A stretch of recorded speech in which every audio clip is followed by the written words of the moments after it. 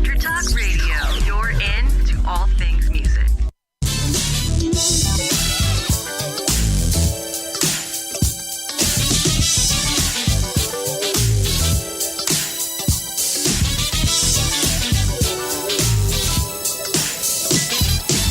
Welcome to Jackie's Groove with your host, Jackie Bertoni.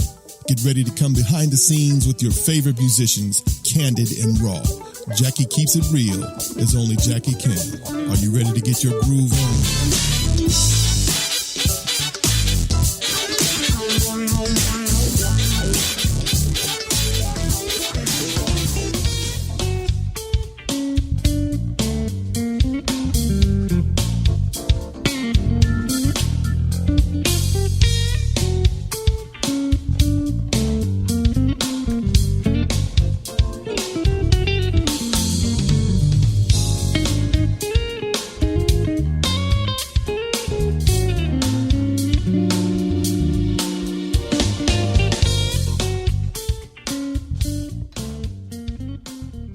Hey everybody, welcome.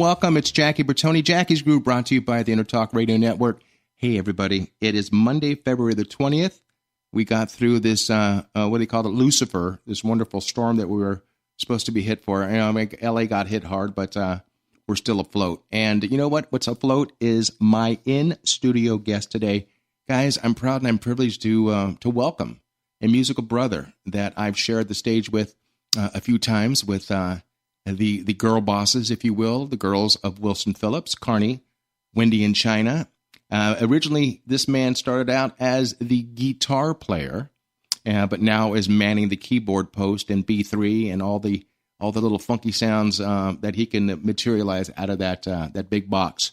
So with that said, everybody, I want everybody to welcome with open arms and open ears my in-studio guest, the lovely and talented Mr. Troy Dexter. Troy, welcome to Jackie's Groove, brother. Thank you so much, Jackie. And man, it is a pleasure and an honor to be here. And, you know, considering the amazing company that you keep and the people that you've had on the show, it's just amazing to be here. And I enjoy your show so much and so great at what you do behind the microphone, man. You just really are a great facilitator. And it's really all the interviews that I've listened to have really blessed me, man. So, and that's actually very cool. That just got my income and raised 20%. So I appreciate that. That's a good thing. You know, I wanted to tell the listeners out there, I had Troy booked a few months ago, but unfortunately I had to pull away from the mic for some health reasons, but I'm back on top. And now we've got all our guests that were postponed are coming back. And Troy is one of the first ones coming back. So Troy, welcome. And if you hear me screaming at all, it's because my sciatic is still not 100%, but we're living it. Hey, brother, let's educate the fans out there. Let's educate everybody out there. I'm going to ask some cookie cutter questions, and then we're just going to blow it up after that. So, yeah, let's just start off by saying, where were you born? Where were you raised? And as I always ask, have you ever grown up? Well, you know, solid no to the last question there. Exactly. But you know, that's what keeps it fun. I was born in Pasadena, California, and right nearby where I live in Chatsworth at the moment. And shortly thereafter, we moved to Northern California and a couple of different areas in Northern California. So my childhood, you know, that I remember is in, you know, the Cupertino, Sunnyvale, right, Willow Glen area. So that's when that happened. And then let me think about this. In the middle of ninth grade, my dad, Doug, got a job in Orange County, and we moved down, and I sort of started high school down in Orange County and kind of came up there playing in top 40 bands and eventually going to the Dick Grove Music School, which was there in Studio City. I commuted for a bit and then eventually moved up there, and that was basically my college. I went there for a period of 3.5 years over the course of 5 years. I took a year off and then went back and so on. So that's kind of it in a nutshell. Good. You cut your teeth that way. Say that again. I'm sorry. I said that's a good place to cut your teeth at Dick Grove. You know, it's we all have to have an ending. You have to have a beginning, and obviously that's where you started there. You know, and basically, let me just ask you this 2-point question: How old were you when you started playing guitar and or keyboards? What was your first instrument of choice? Well, my mom got me into, taking the typical piano lesson thing as a kid. But I was also, playing baseball and playing tennis, and it didn't really take with me right away. But then my Aunt Nancy Dexter, who I'm in touch with, who's on the East Coast, and thanks to my travels with Wilson Phillips, I've been able to see her a few times, and that's just been fantastic, recently. But anyway, when I was 12 years old, she gave me a guitar, my first guitar, and then from there, it was just like 8 hours a day, man. I taught myself how to tune it from a book. Cool. And started playing along to songs on the radio and the records that I had and my parents had and stuff like that. And it's just like, man, I can do this and I love it. And I just, typical story, I just played till my fingers bled, and finally got an electric guitar at a swap meet or something like that. And, just kept at it. It just kind of became like a drug after that, I was on my way. So. And other than you have a beautiful heart, man, but such a tasteful player. Your new CD that is out right now, we just featured that at the top of the hour, is called Shop Talk. And you kids can go out there and shop this down. Go to, we'll talk more about how to get a hold of Troy as we get later on in the interview. But Troy, talk about that song. What was the genesis of that tune we just heard about? You mean the song that you played getting us into this? Is that what you're talking about? Yes, correct. Yeah, okay, that's a song. Well, first of all, let me preface it by saying the CD is, I've been picking at this thing for a really long time, like way more years than I care to mention, but it's just kind of one of those, physician heal thyself kind of things, where I'm always in musical service to everybody else and never really take the time to get my own things out. But I'm sure there's other issues involved with that too. But sure. So that said, I'm finally getting my little toe in the water in the artist pool, so diving in. But that tune is actually a song called Ground Hero, which I, believe it or not, wrote right after 9/11. Mm. And I don't know, man, it just came to me, and I just saw all the heroism on the ground after that fateful day, and that is the groove and the melody that came out. I mean, it was quick, and so that song's been sitting around since then, and I finally sewed it up, as along with all the other songs on the record too. So, and just Troy, in the last couple of years, though. Yeah. Share with the listeners out there too who's on the album, musician wise. Okay, so on anything that requires any kind of technique on bass is Roberto Valli, who's fantastic, and you probably know him, and he'd be a great guest as well. I've done many gigs of all kinds with him, and he's really responsible for for me getting the Wilson Phillips gig. So we go back a ways. The drummers, there's two drummers. One is Robert Jake Jacobs, who I have a long history with. He played on Holly, my wife's albums, and we've done a million gigs together. I don't see him often enough, but got him. And then the other drummer who I love is Avi Sills, and he's just a fantastic player that just oozes funk, and reggae. He's just incredible. The groove is infectious, man. I mean, I listened to the CD. In fact, you sent the CD to me while I was in the wonderful hospital and stuff, and I couldn't wait to get back and to listen to it, man. And I got to tell you, it's one. It's the top 10 of my playlist, so I'm really enjoying it. I'm giving it a chance, and going to love giving it a chance. For the people out there to hear it, and I want everybody out there to go out and patronize Mr. Dexter and go out and purchase this CD. And would I be mistaken by saying go to iTunes and possibly maybe even CD Baby for this? Yes, those are both good. iTunes is the download version, and I think it's on Amazon as a download too. But yeah, CD Baby is great. So cdbaby.com/Troy Dexter. And then if you want a signed copy, you can go to rocksellermagazine.com and you can get one there too. And we'll touch on that a little bit later also. I just mentioned the fact that your beautiful wife, Holly, in fact, I love what she put up on social media, that please tune in because her little rock star is going to be featured. And we have a big listening audience today, and we're really happy. And also, Troy, as you notice with all of our interviews, approximately 2 hours, depending on Paul's schedule, we will archive this. So for those who don't hear it live, they'll be able to listen to it and download it 24/7 if they so choose to do so. And why wouldn't you? So cool. Hey, Troyster, let me ask you a question. I know, but let's talk about musicians in the family. Are there any musicians in the family other than your beautiful wife, Holly? Well, in my core family, yes, our daughter our daughter Kristen is very musically inclined. She had a band, all throughout high school and somewhat into college, but she's now on the other end of it. She's like a big booking agent. She worked for Live Nation for years, so she was, cool. Yeah, man. So any given weekend, she'd be the one to fly to Vegas to give Lionel Richie his check or whatever, so kind of on the buying end of the music. I love it. So she's very musically inclined as well. She's got a great voice and she's a great songwriter. And she just recently got a job, a new, better job, working for Red Bull, kind of working their music festivals and stuff like that. Beautiful. So she's doing great. And then my son Taylor is a fantastic drummer, and I use him whenever I can get him.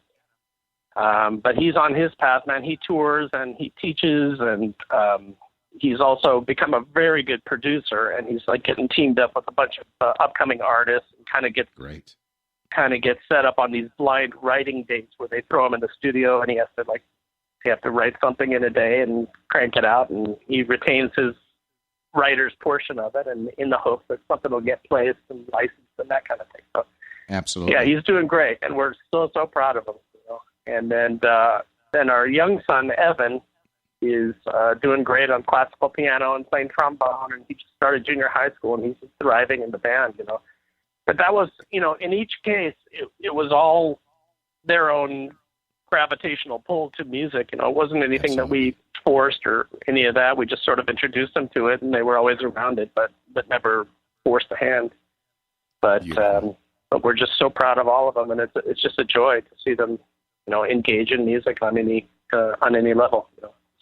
Hey, Troy, let me ask you a question, brother. I've been married going on 33 years to my, 33 years, going on 34 years this year to my bride. How long have you and Holly been together? How long have you guys been an item?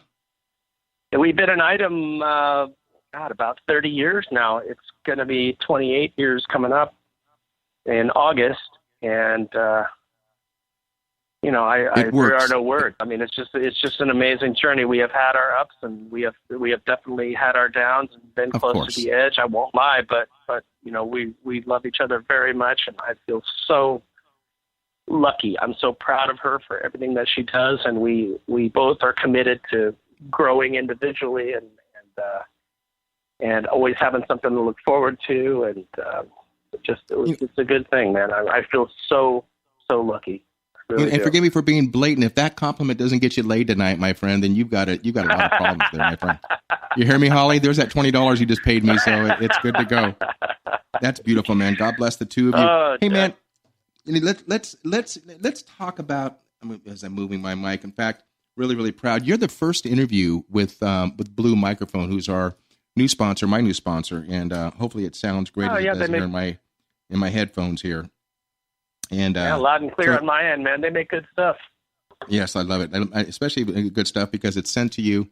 As we talk about our gears, it's nice not to have to come out of pocket for anything, so it always helps out. Yeah. I guess they're liking what they're hearing. Out of all of the people that you've influenced on stage, and through your work with various artists that we'll talk about as we go along here, just do yourself a favor and look back into your thinking, into your memory here, and who inspired Troy Dexter growing up and currently? Ooh, all right. Well, I guess I can give you some broad strokes. I mean, before I was, before the music thing really took hold with me, right. I used to have, in 4th and 5th grade, I kind of had this blue, I don't know if you remember, they had a blue Panasonic AM radio that was like a ball. Of course. Like a ball on a chain. You remember that thing? My wife has a green one sitting in her office. She has what? She has an avocado green one that still works and it's sitting in her office, which is hysterical. Yeah, I keep one in my studio. My wife got me another one, years later, but because I always talk about it, and just, there's such memories that I have of what came through that radio, which was, while everybody else was kind of digging the Beatles and all that, Right. I was like digging like all the kind of like the black boy bands of the day, the Shy-Lights and the Spinners and the Staple Singers and the Jackson 5. And, that's the stuff that like, that I just felt something, but I didn't know what it was, back then. It just moved me, So And cool. then, that's the stuff I was just like core attracted to, and, but then when I started to play music, I kind of had to start out easy. Like I started learning like John Denver tunes, kind of graduated to like the Eagles and the Doobie Brothers and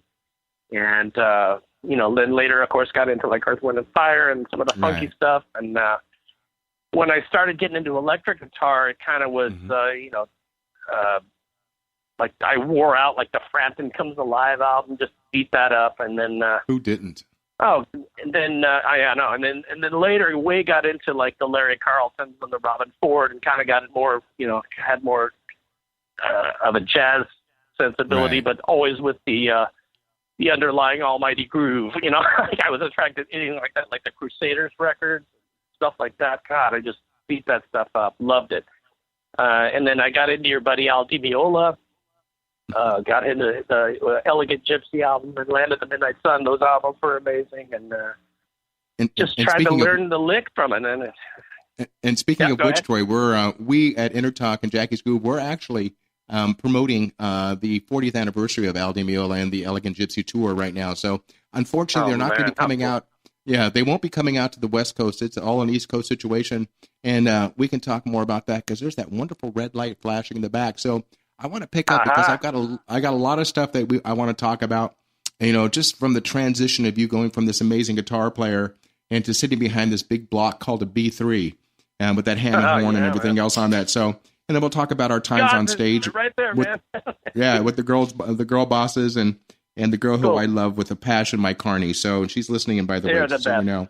And So with that said, guys, go ahead and log on to Intertalk Radio, and there's a live feed there. So if you have any questions you want to bring to light to Mr. Troy Dexter, if we so choose to get to them, we will, and we'll answer those questions for you. So, sit back right now and enjoy the situation. There's 1,000 things I want to ask, and we've got a 2-hour timeline to do so. With that said, everybody, don't go anywhere. This is Jackie Bertoni, Jackie's Groove, brought to you by Intertalk Radio Network, stepping out of segment number 1 into segment number 2. Don't go anywhere. We'll be right back. Stay tuned.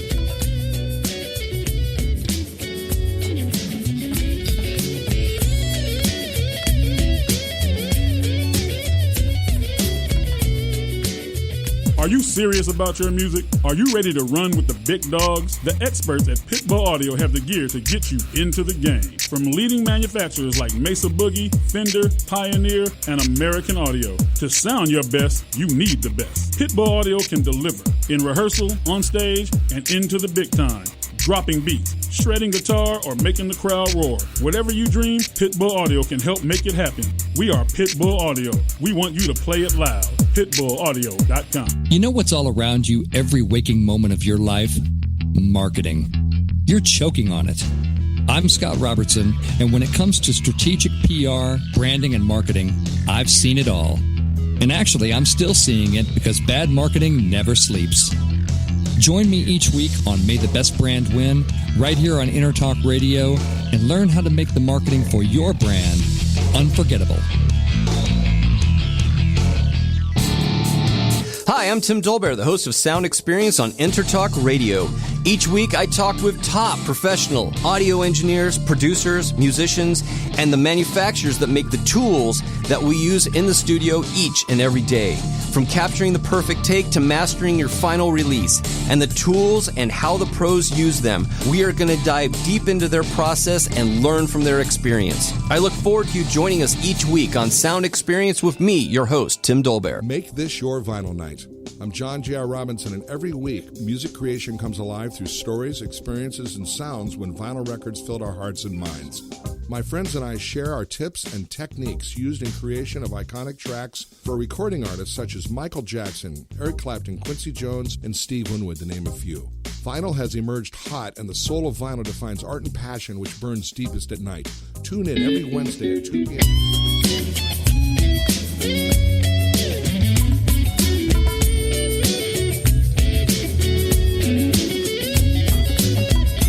Welcome to Jackie's Groove. Come journey with us through the rhythm of the music business with your host, Jackie Bertoni.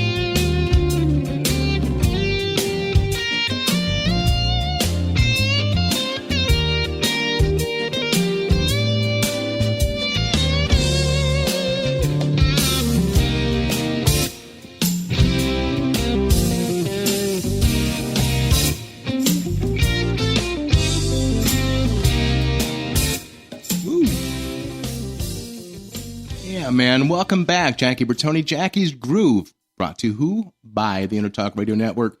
Guys, that tune was called the Shop Talk Shuffle. Boy, kind of very reminiscent of Mr. Porcaro there and that kind of a groove. And that's brought to you by my in-studio guest today, Mr. Troy Dexter. Troy, welcome back, my brother. Thank you, my brother Jackie. Hey, man, I just want to, man, I want to take a couple seconds here if I can. I just want to mention and reach out to our sponsors. You know how that works, Troy. And I wanted to start out with our newest sponsor, Brew Microphones. You can get them at bluemicrophone.com. Check them out, man. I love their product. Very, very proud to be part of the family now. And also to our dear friends, Calvin Lee and the Crazy Group, the Motley Crew over at Pitbull Audio. You can reach them at pitbullaudio.com, where they just want you to play it loud. Our good friends, and I'm sure Troy knows these people, at SIR.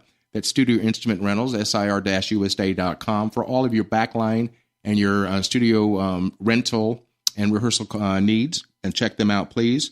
And then also to DW Drum Workshop, which is one of our newer gatherings here. And all my friends over there, and Don and John and our friends over at, you can get them at DW or Drum Workshop Incorporated, DWDrums.com. And then my company that I'm real biased to is Vader Drumsticks, and reach them at vader.com. And lastly, and most importantly, my company that has been behind me for 27 years, and that would be a company called LP Music, Latin Percussion. And you can reach them at lpmusic.com. I love you guys. Thanks for your belief. And that goes out to Don again, John Good, Derek Zimmerman, Terry, and Jerry. Thank you for the belief. So with that said, long-winded, we're back. Let's talk about that tune right now, man. Shop Talk Shuffle. Who was on that song? That was Jake Jacobs on drums, and I got to give him a special shout out. I mean, we didn't get to it there in that clip, but he did a thing at the end where he kind of went into that like halftime Bernard Purdy shuffle, and that wasn't like my vision. He just kind of was jamming on the track and did it, and it blew my mind, and it was just the perfect way to take the song down, and it became part of the permanent arrangement. And Jake, man, nailing. And I also got to give a shout out to Kevin Winard too, who's a great drummer in his own right. He plays in the Steve Tyrell band, but he's a longtime friend of mine, and he played percussion on the album. Yeah, man. And the percussion on, especially like on a shuffle like that, you don't normally think of it, but it just makes it, man. All the sweet, beautiful touches. You're the man. You're a great percussionist yourself. I was digging it, man. Tell you, but Kevin is great. He's a fantastic musician, a great drummer, great percussionist, great singer, and just a great musician. So anyway, so he's on that album too. But that tune I think that song was kind of about just put into a shuffle some cool chord changes that I wanted to kind of work on and negotiate, and I formed a melody around it. And it's if you look at it on paper, it's pretty short and simple, but it just kind of became my little Steely Dan-ish shuffle that I like to like to play. It's just brother. Trust me, it works. It's It's definitely. I know I got my foot into that one. And let me ask a question and educate the listeners also. Are all of the tunes that are on Shop Talk, are they all penned by Troy Dexter, or was there some help on the outside? Nope, they're all mine. And I had probably, 15 songs or so that were kind of in rough form, and I kind of just had to make some cuts, and I thought, you know what, I'm going to just pick 8. It's just an 8-song album, and that's plenty. For a first album out of the gate, that's just going to have to be plenty. I feel solid about these 8 songs. I'm just going to finish them and do them, and the next ones that make the cut will go on the next album, which I'm already working on. So, but yeah, they're all my tunes. I didn't feel the need to cover anything, and also I didn't want to go through all of the copyright goo that you have to go through if you cover a song. I just wanted to own everything, So. Well, beautifully done, brother. But, in fact, when I was talking to Carney had said to me that because a lot of the listeners wanted to find out is anything new coming from the Wilson Phillips camp, and the answer really is an overall no. But the fact is that Carney was talking to Wendy and to China, and they're talking about maybe just start releasing singles, and seeing how it's going to go. I mean, how it's going to go. The people out there are basically foaming at the mouth to not try to get more of the girls out there, and it's overdue because the girls are sounding better now than they ever have. And the girls we're talking about again is the girls of Wilson Phillips, who Troy Dexter is on the keyboard throne. Hey, Troy, you know what? And educate the people real quick with your setup on stage. Now, did you, correct me if I'm wrong, did you ever play guitar with Wilson Phillips? Yes, I did. And hold on one sec, Jackie. Yep. Right. Pizza delivery? Sorry about that. My son just popped his head in. Okay, are you there? Everything cool? No worries. I'm right here. Yeah, sorry. All right. Sorry about that. So, yes, I did. And I was going back in the conversation, it was, Roberto Valle and I were doing a gig together. And he was the one that somehow got wind that the Wilson sisters, were going out. I think at that time, China was on the East Coast and kind of was dabbling in a solo career. I think this was around 2007, 2008, right around in there. And so Roberto kind of brought me in and got me on board, and I played guitar with them for I don't even know how long, a couple of years or something like that, on and off, and then China came back and it became full Wilson Phillips again, and that was great time. I'm not sure run. if you know, brother. I'm sorry, I got a little bit of an echo here. I'm not sure if you know, but I did the album. I did all the percussion tracks on the Wilsons, their debut album on Mercury, and that was an album that was produced by Joe Thomas, some guy by the name of Brian Wilson, and Dave Stewart, and probably one of my favorite albums. Yeah, and songs like Until I Die, which we redid that one also, and Everything, and Goddess's Revival. Does that have like Monday Without You and those tunes on it? Is that ringing a bell? That's it. Yep. Yeah, my good friend Nick Vincent, I think, played drums on that. He sure did. And, I've known Nick for years. Yeah, we're really close, and we do a lot of stuff together. But yeah, that's a great album. Really, really, really well done, and I sort of miss doing some of those songs actually. But there's no shortage of Wilson Phillips and tunes with China, and of course, as you know, we're doing in our set we do some songs from the Mamas and the Papas and the Beach Boys because they came out with their dedicated album, which is all their parents' music, which is great. So after playing guitar for them for several years, there was kind of a band shakeup, and things got switched around, and Carney's husband Rob, who Rob Bonfilio, kind of came on board, and he's a fantastic guitar player, as your listeners well know, and a great songwriter and producer in his own right. So great vocalist also. He's a great singer. Wonderful. And Troy, let me just jump in here for a quick second. I want to ask this question. Actually, it's a question my wife brought up. And I think it's a great question, and I don't know why I never put it up there, but let me ask you this question, and most importantly, if you weren't a musician, if you can believe that, if you weren't a musician, what would Troy Dexter be doing? Man, that is a good question. And I for years growing up, and it's all influenced by, TV shows and heroism, but I was super into like law enforcement. I was really into like the whole cop thing. Really? I could definitely see myself in that universe. Yep, definitely. I have such respect for our boys in blue and women in blue.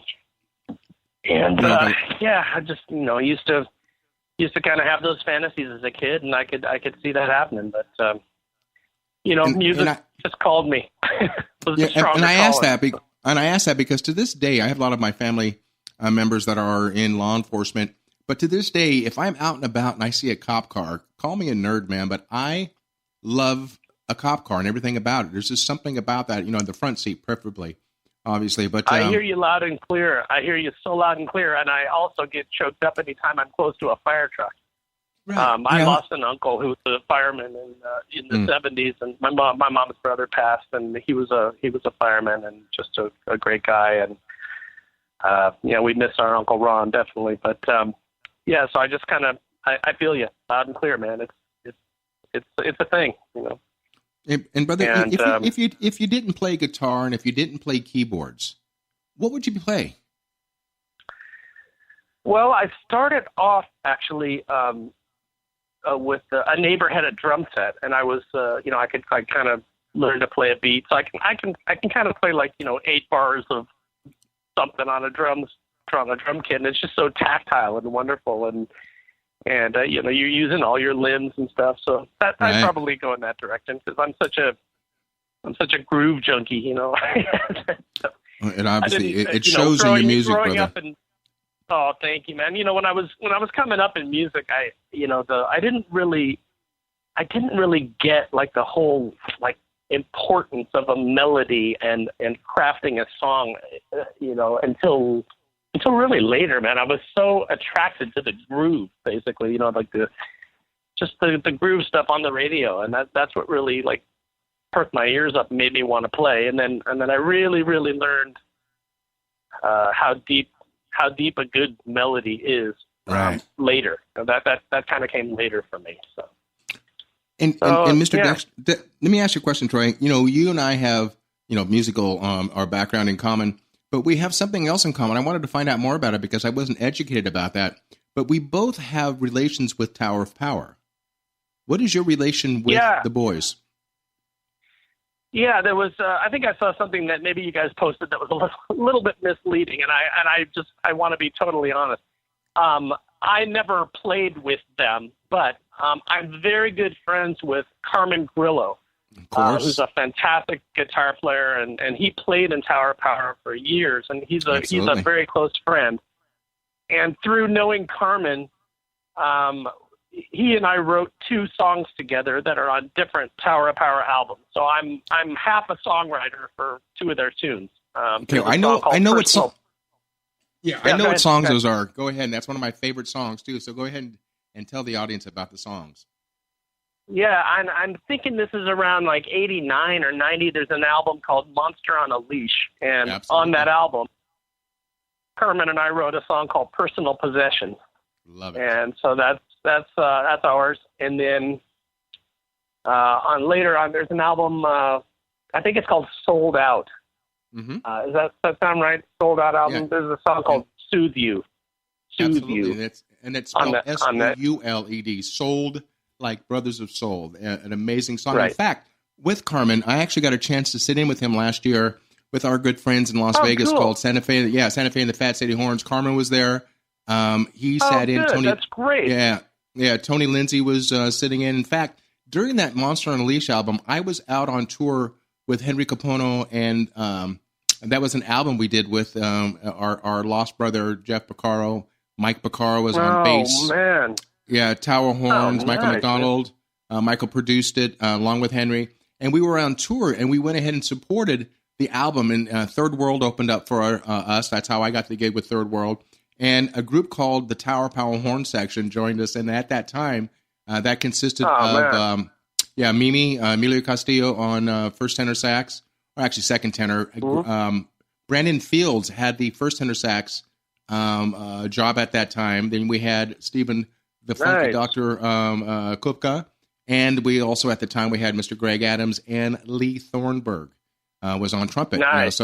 These are all personal friends of yours and I. And so, with Tower of Power, I'll talk your ear off because that is my band. But people don't realize the fact that Troy, his playing, in my personal opinion, is very, very much along the line of Carmen Grillo. It's two white boys that were definitely blessed, with that funky soulness in their playing, and people out there, and musicians in general will talk about, like our mutual friend Terry Woolman and Melanie Taylor. Oh yeah, great. Big fans of yours, man. And they both been on the show, and they both love the fact. In fact, Terry's listening. Hey, Terry, what's going on, brother? Terry.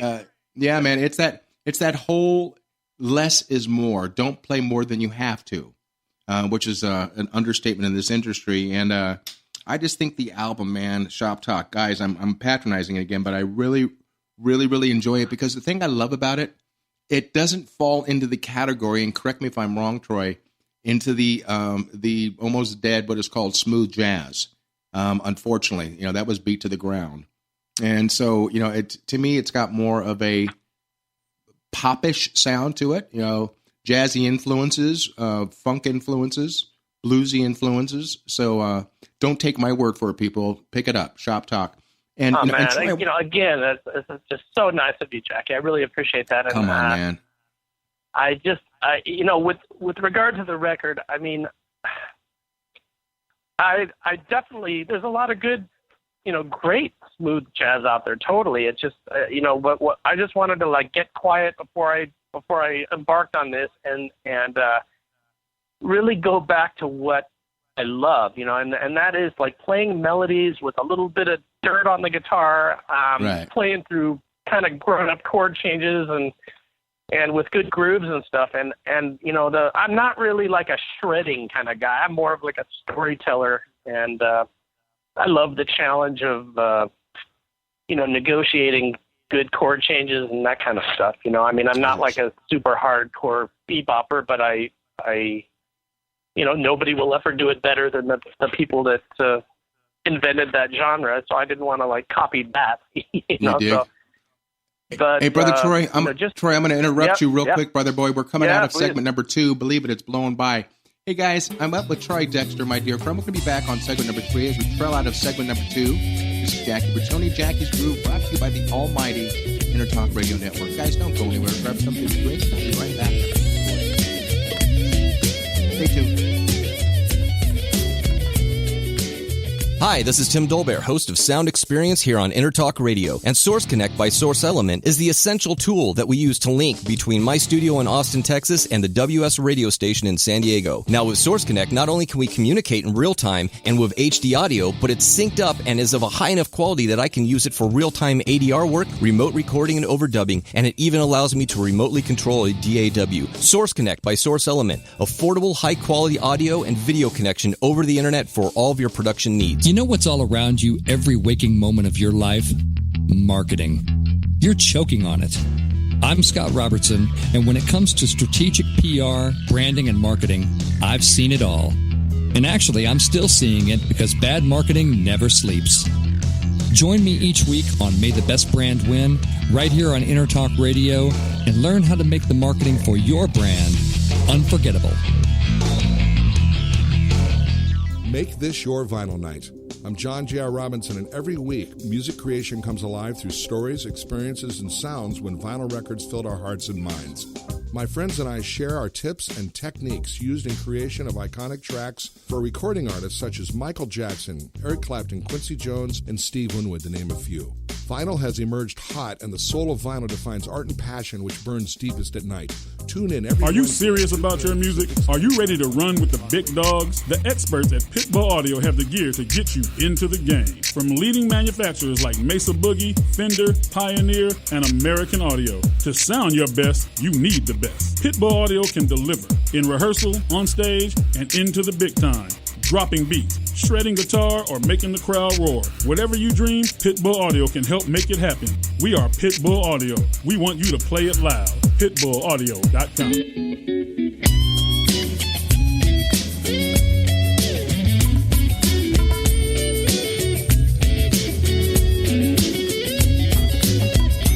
Welcome to Jackie's Groove. Come journey with us through the rhythm of the music business with your host, Jackie Bertoni.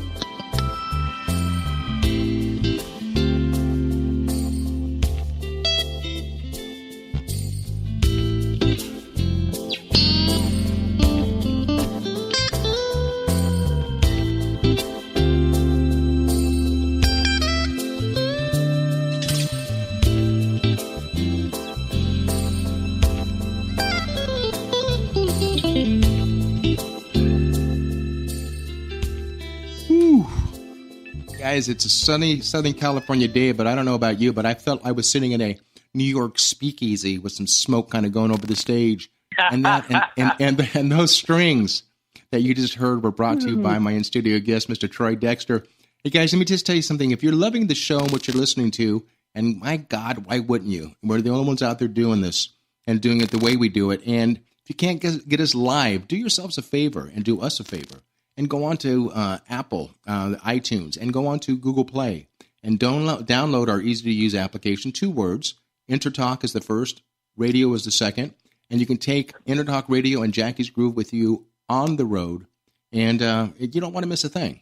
And what you don't want to miss is what's going on right now with my in-studio guest, Mr. Troy Dexter. Troy, talk about that tune we just heard of. Sexy. Oh, man, thank you. That tune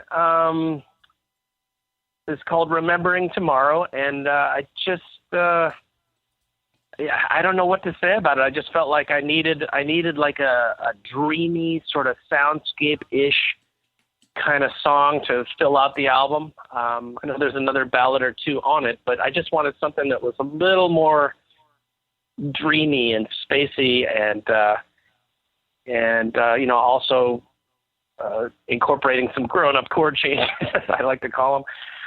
But that's the only tune on the album that doesn't really have a band. That's kind of done with computers, machines, and I think I might have played a little live percussion on it, and I played bass and keys on it and stuff. But it's the one tune where I kind of went nuts with more soundscape-ish kind of in the computer tricks, if you will, and also I wanted to play my Stratocaster too. Most of the album is done with my Les Paul, and I wanted something that kind of featured the clean, classic Stratocaster sound. So, and Troy, if I'm loving that song, I got to tell you, if I'm loving that tune, which I just did, I got to tell you, our COO and my engineer Paul, you're there right now, brother. Can you hear me? How sexy was that song, brother? Do you have any questions you wanted to ask Troy about that playing? Because I get lost when it gets like that. I guess maybe questions about taking some lessons. That's pretty sweet. Man. Brother, I've heard you play, man. Don't know if I can show you anything, but thank you. That's nice. Very cool. Now I'm digging it all the way around. I didn't mean to put you on the spot there, Paul, but I had to sit there. No worries. So, and so let's get back in the crux of things, man. Think back again for a second here, and let's talk about how the industry's changed so much, because we've lost so many great venues, especially here in Los Angeles. I mean, they're falling off like, they're dying off like flies. I think the last one we've got going still, that's still thriving, is the Baked Potato, but we've lost one after the other. With that said, when you were in your adult life or when you started playing and you were starting making money, do you remember what your first paying gig was and where it was and who it was with? Oh, that's a great question. I had a little duo with my friend Dave Mormon, who now is in the post-production world. We had a little duo that we would play around and play at parties and stuff like that. And we played at a block party when we were like 12 or 13 years old. And they passed around this block party, and we would just play instrumental stuff. We would play like, Ventures tunes, and Right. we would just play pop tunes, and no vocals or anything, but I would just play the melody, and he would strum the chords, and we would just kind of, do that thing. And we actually got a few local gigs and kind of had a run there. But the first gig that I ever did like that was they had passed around a tambourine that had a tambourine that had a skin on it, so it was like a Right. bowl. They passed around the tambourine, and people put money in. And we were like, oh, my God, you can, like, make money doing this shit? Yeah. And, game over.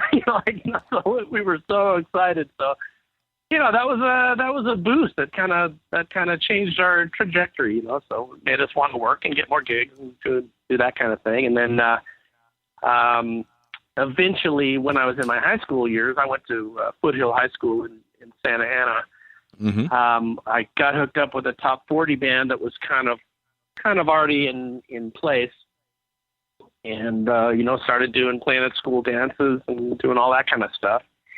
And as time went on, the keyboard player left, and so I said, well, I play a little bit of piano and whatnot, and I ended up buying a Fender Rose, and I was the guy that would like double from guitar to piano, and that really started me on that path. And that took me up until the Dick Grove years, and then I started doing like session work and doing. Mm-hmm. I was in the casual world for a long time. I was in like the wedding and corporate band world for years, and I know people. A lot of people sort of look down on that like it's a lower form of existence, but hey man, a paycheck's a paycheck, and that is how I met.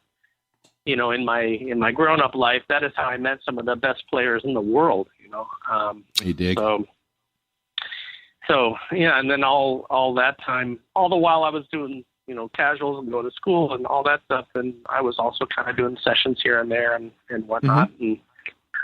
And I guess that's it. And then just kind of was like the guy that said yes to everything. But that's good though, man. It's okay to be a chameleon. You have to be, and also, Troy, educate me if you will. What did you do, or what do you do as a writer for the children's programming? You want to talk about that? Oh yeah, that's a great road to go down. Yes, absolutely. So in about, let me think about this. It's probably about 2008. Okay.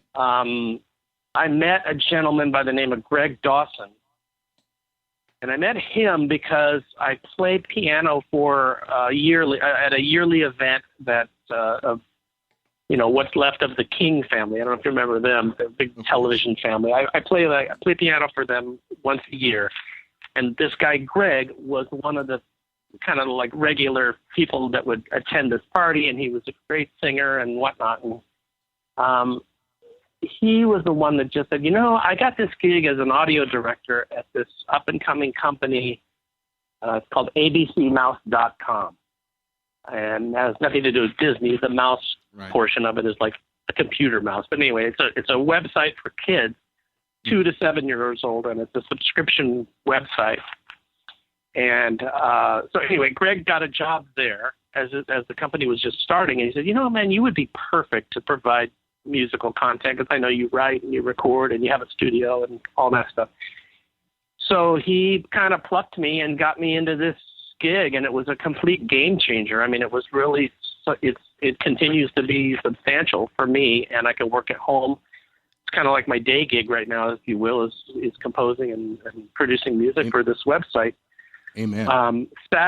Sadly, my buddy Greg, who was such a gentle soul and talent, he passed away in 2010 suddenly at like 50 years old. It was just a crushing blow. But he's kind of like my angel, man. I mean, he definitely changed my scene. And having this gig with abcmouse.com really allowed me to be able to say no to a lot of gigs that I didn't really want to do that would take me away from my family and so on. I could just work at home.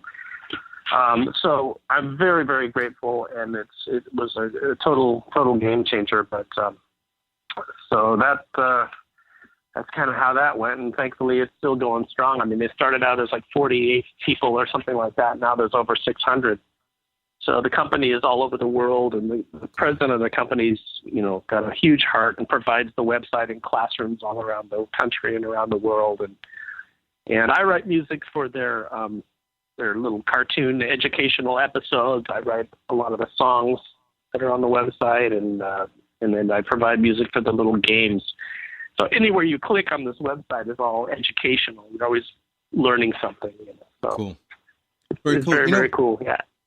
And talking about just a cross section of that side, but can we just take a couple minutes? Actually, just take a lot of minutes, because we talked on the break there, and I got to tell you something. There's, I'm envious, man, and I say this envious because with all of the longevity and the legacy I have with the Beach Boy family and Brian, and having the pleasure of recording on the last Beach Boy album called Stars and Stripes Volume 1, that was right before we lost Carl Wilson. And it was the last album ever recorded by the Beach Boys as a conducive unit. And the only other outside vocalist on that was Matt Jardine. And then we had guest artists like, we had Timothy B. Schmidt on the album. We've got some guy by the name of Willie Nelson on the album, and it's James House. And I mean, it's an amazing album. Tammy Wynette, the list goes down the line. Oh my gosh! Wow. But I still, to this day, when I get the call, in fact, I got a call from Carney. This is probably about 4 years ago, and I had just finished working with Brian. And she said, kind of paraphrasing, and she said, she goes, I heard stuff on Dad's album. It was amazing. And she goes, and the girls are kind of feeling shunned. And I said, what do you mean feeling shunned? She goes, well, you're good enough for Dad, but you're not good enough for us. And I start to beam, I'm smiling because, I'm not going to lie, man. I'm a huge Wilson Phillips fan. I mean, what red-blooded man didn't have a crush on Wendy, Carney, and China? I mean, on Hold On, Impulsive, You Won't See Me Cry. The list goes down the line on their self-entitled debut album. And so I said to Carney, God, I hope I was right at the time. I said, are you asking me to play with you? And she goes, yes. How do you feel? I said, honey, I'm fine. I'm healthy, and I would love nothing more to play with you. So I joined you guys a few years ago at this big outdoor festival. There had to be close to about 10,000 people there. Do you remember the gig of the outdoor thing? That's the first time you and I. Yeah, I mean that's where you and I met, and I think that you did it twice. I believe it was in that really nice outdoor venue in Beaumont, kind of out in Palm Springs area. Stewart Park is actually. Yeah, man. I mean, you made the schlep up there, and it was great to have you. It just added so much, and it was just great to hang with you. And yeah, that's how you and I met. That was great. And Troy, the truth be told, you're the one that made the schlep. I live out here in Winchester and Temecula by the winery, so I've got a 35-40 minute drive, and I was there. But when I pulled up into the venue, I've seen other shows at that venue.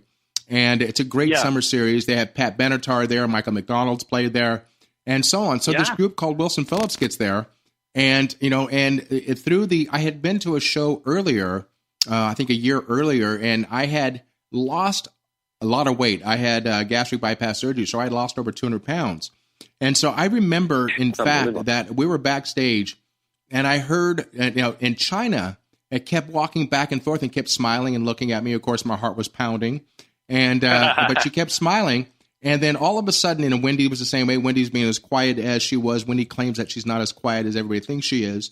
And then this woman's voice in the background, she goes, "All right, I hear the fucking voice, and let's see the skinny little fucker." And that was me.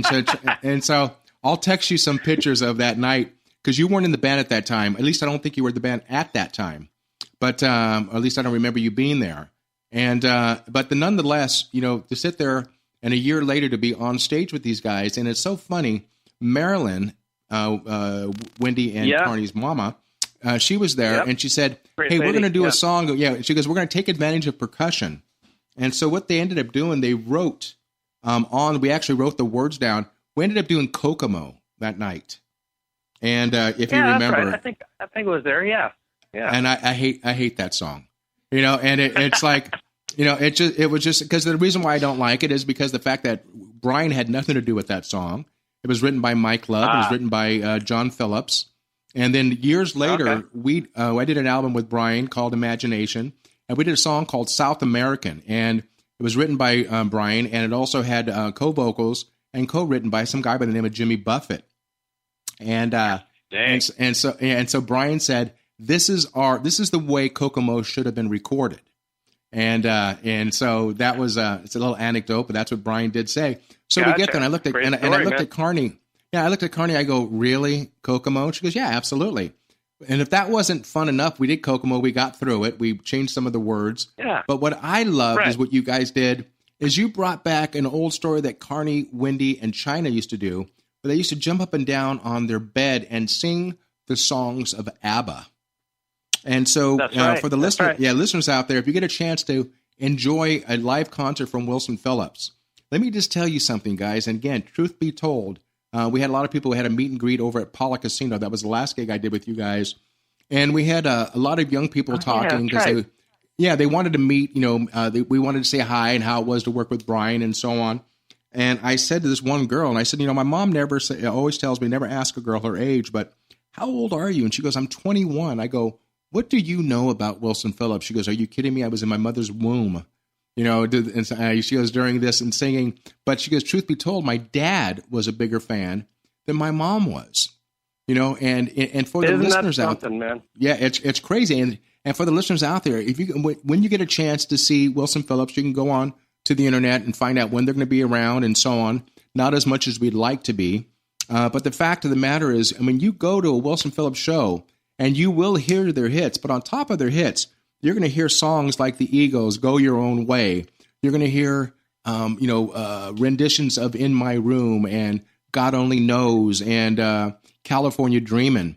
But I think the group is long overdue for an album of all new music. And the band that they use on stage, which consists of my in-studio guest, Roy Dexter, Rob Monfilio, that is Carney's husband, great guitar player. Right. You've got the other Troy on guitar, and you've got Jesper on drums. And who am I missing on bass? Jesper Christensen is a great drummer, and then Fox Fagan is the bass player. He's there. You go. Really, sorry about good that. Singer too. Yeah, and they have their own. I'll give them a little plug. They have their own band called the Telescopes, which is kind of a progressive rock trio, and they're fantastic as well. So check them out, Telescopes. But it's we have a lot of fun, and I will say that one of the things that I'm so proud of in that band is in the Wilson Phillips band is that we never use any backing tracks, and we never use any. It's all live, no auto tune, no backing tracks, any of that. We get out there and we do it, and the three of them harmonizing together as they do, as you well know. It sounds like a choir. When they hit their marks and Troy, hold on, because I want to bring that up on the next segment. We're going out of segment number 3. I can't believe it. 1 hour out of a 2-hour show with my in-studio guest, Mr. Troy Dexter. Troy, forgive me for interrupting you, but we'll be right back after the short break. Segment number 4 with in-studio guest Jackie Bertoni, Jackie's Groove, in the Talk Radio Network. Stay tuned. Don't go anywhere. This is Jackie Bertoni from Jackie's Groove. Come join me weekly on my journey through the music business as I take you behind the velvet rope, interviewing industry notables such as Al DiMeola, Michael McDonald, and Al Jarreau, to name but a few. Listen to their stories on being in the studios recording #1 hits and onto the stages throughout the globe. Allow me to be your music historian. You can hear me live every Monday at 2 p.m. and every Wednesday at 12 noon Pacific Standard Time or 24/7 on jackiesgroove.com. Ready to get your groove on? Hi, this is Tim Dolbear from Eclectica Studios. I'm a full-time mixing and recording engineer. I work with Grammy winners, labels, and indie artists, using state-of-the-art digital mixing and restoration tools and the very best in analog gear. Really, though, it's my ability to bring tracks to life and fulfill your vision for your music. This has made me sought after by producers and artists worldwide. So spend your time working on music and not chasing a mix down a rabbit hole. Go to timdolbear.com and check out our free one-song mix offer. You know what's all around you every waking moment of your life? Marketing. You're choking on it. I'm Scott Robertson, and when it comes to strategic PR, branding, and marketing, I've seen it all. And actually, I'm still seeing it because bad marketing never sleeps. Join me each week on May the Best Brand Win, right here on Intertalk Radio, and learn how to make the marketing for your brand unforgettable. Are you serious about your music? Are you ready to run with the big dogs? The experts at Pitbull Audio have the gear to get you into the game. From leading manufacturers like Mesa Boogie, Fender, Pioneer, and American Audio. To sound your best, you need the best. Pitbull Audio can deliver in rehearsal, on stage, and into the big time. Dropping beats, shredding guitar, or making the crowd roar. Whatever you dream, Pitbull Audio can help make it happen. We are Pitbull Audio. We want you to play it loud. PitbullAudio.com. Entertalk Radio, you're in to all things music.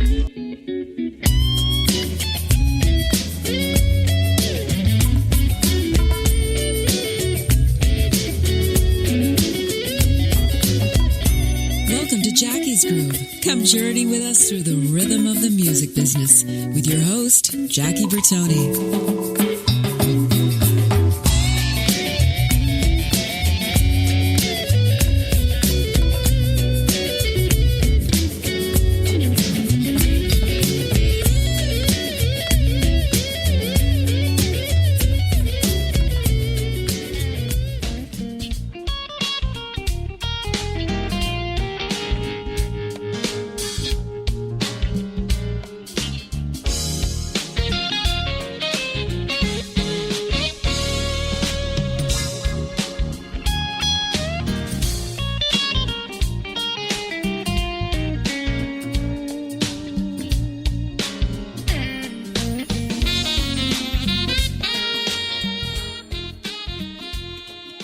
Everybody, welcome back. Hey, it's now segment number 4. This is Jackie Bertoni, Jackie's Groove, brought to you by the Intertalk Radio Network with my in-studio guest, Mr. Troy Dexter. Troy, I love that song, man. Who is the horn section on that groove?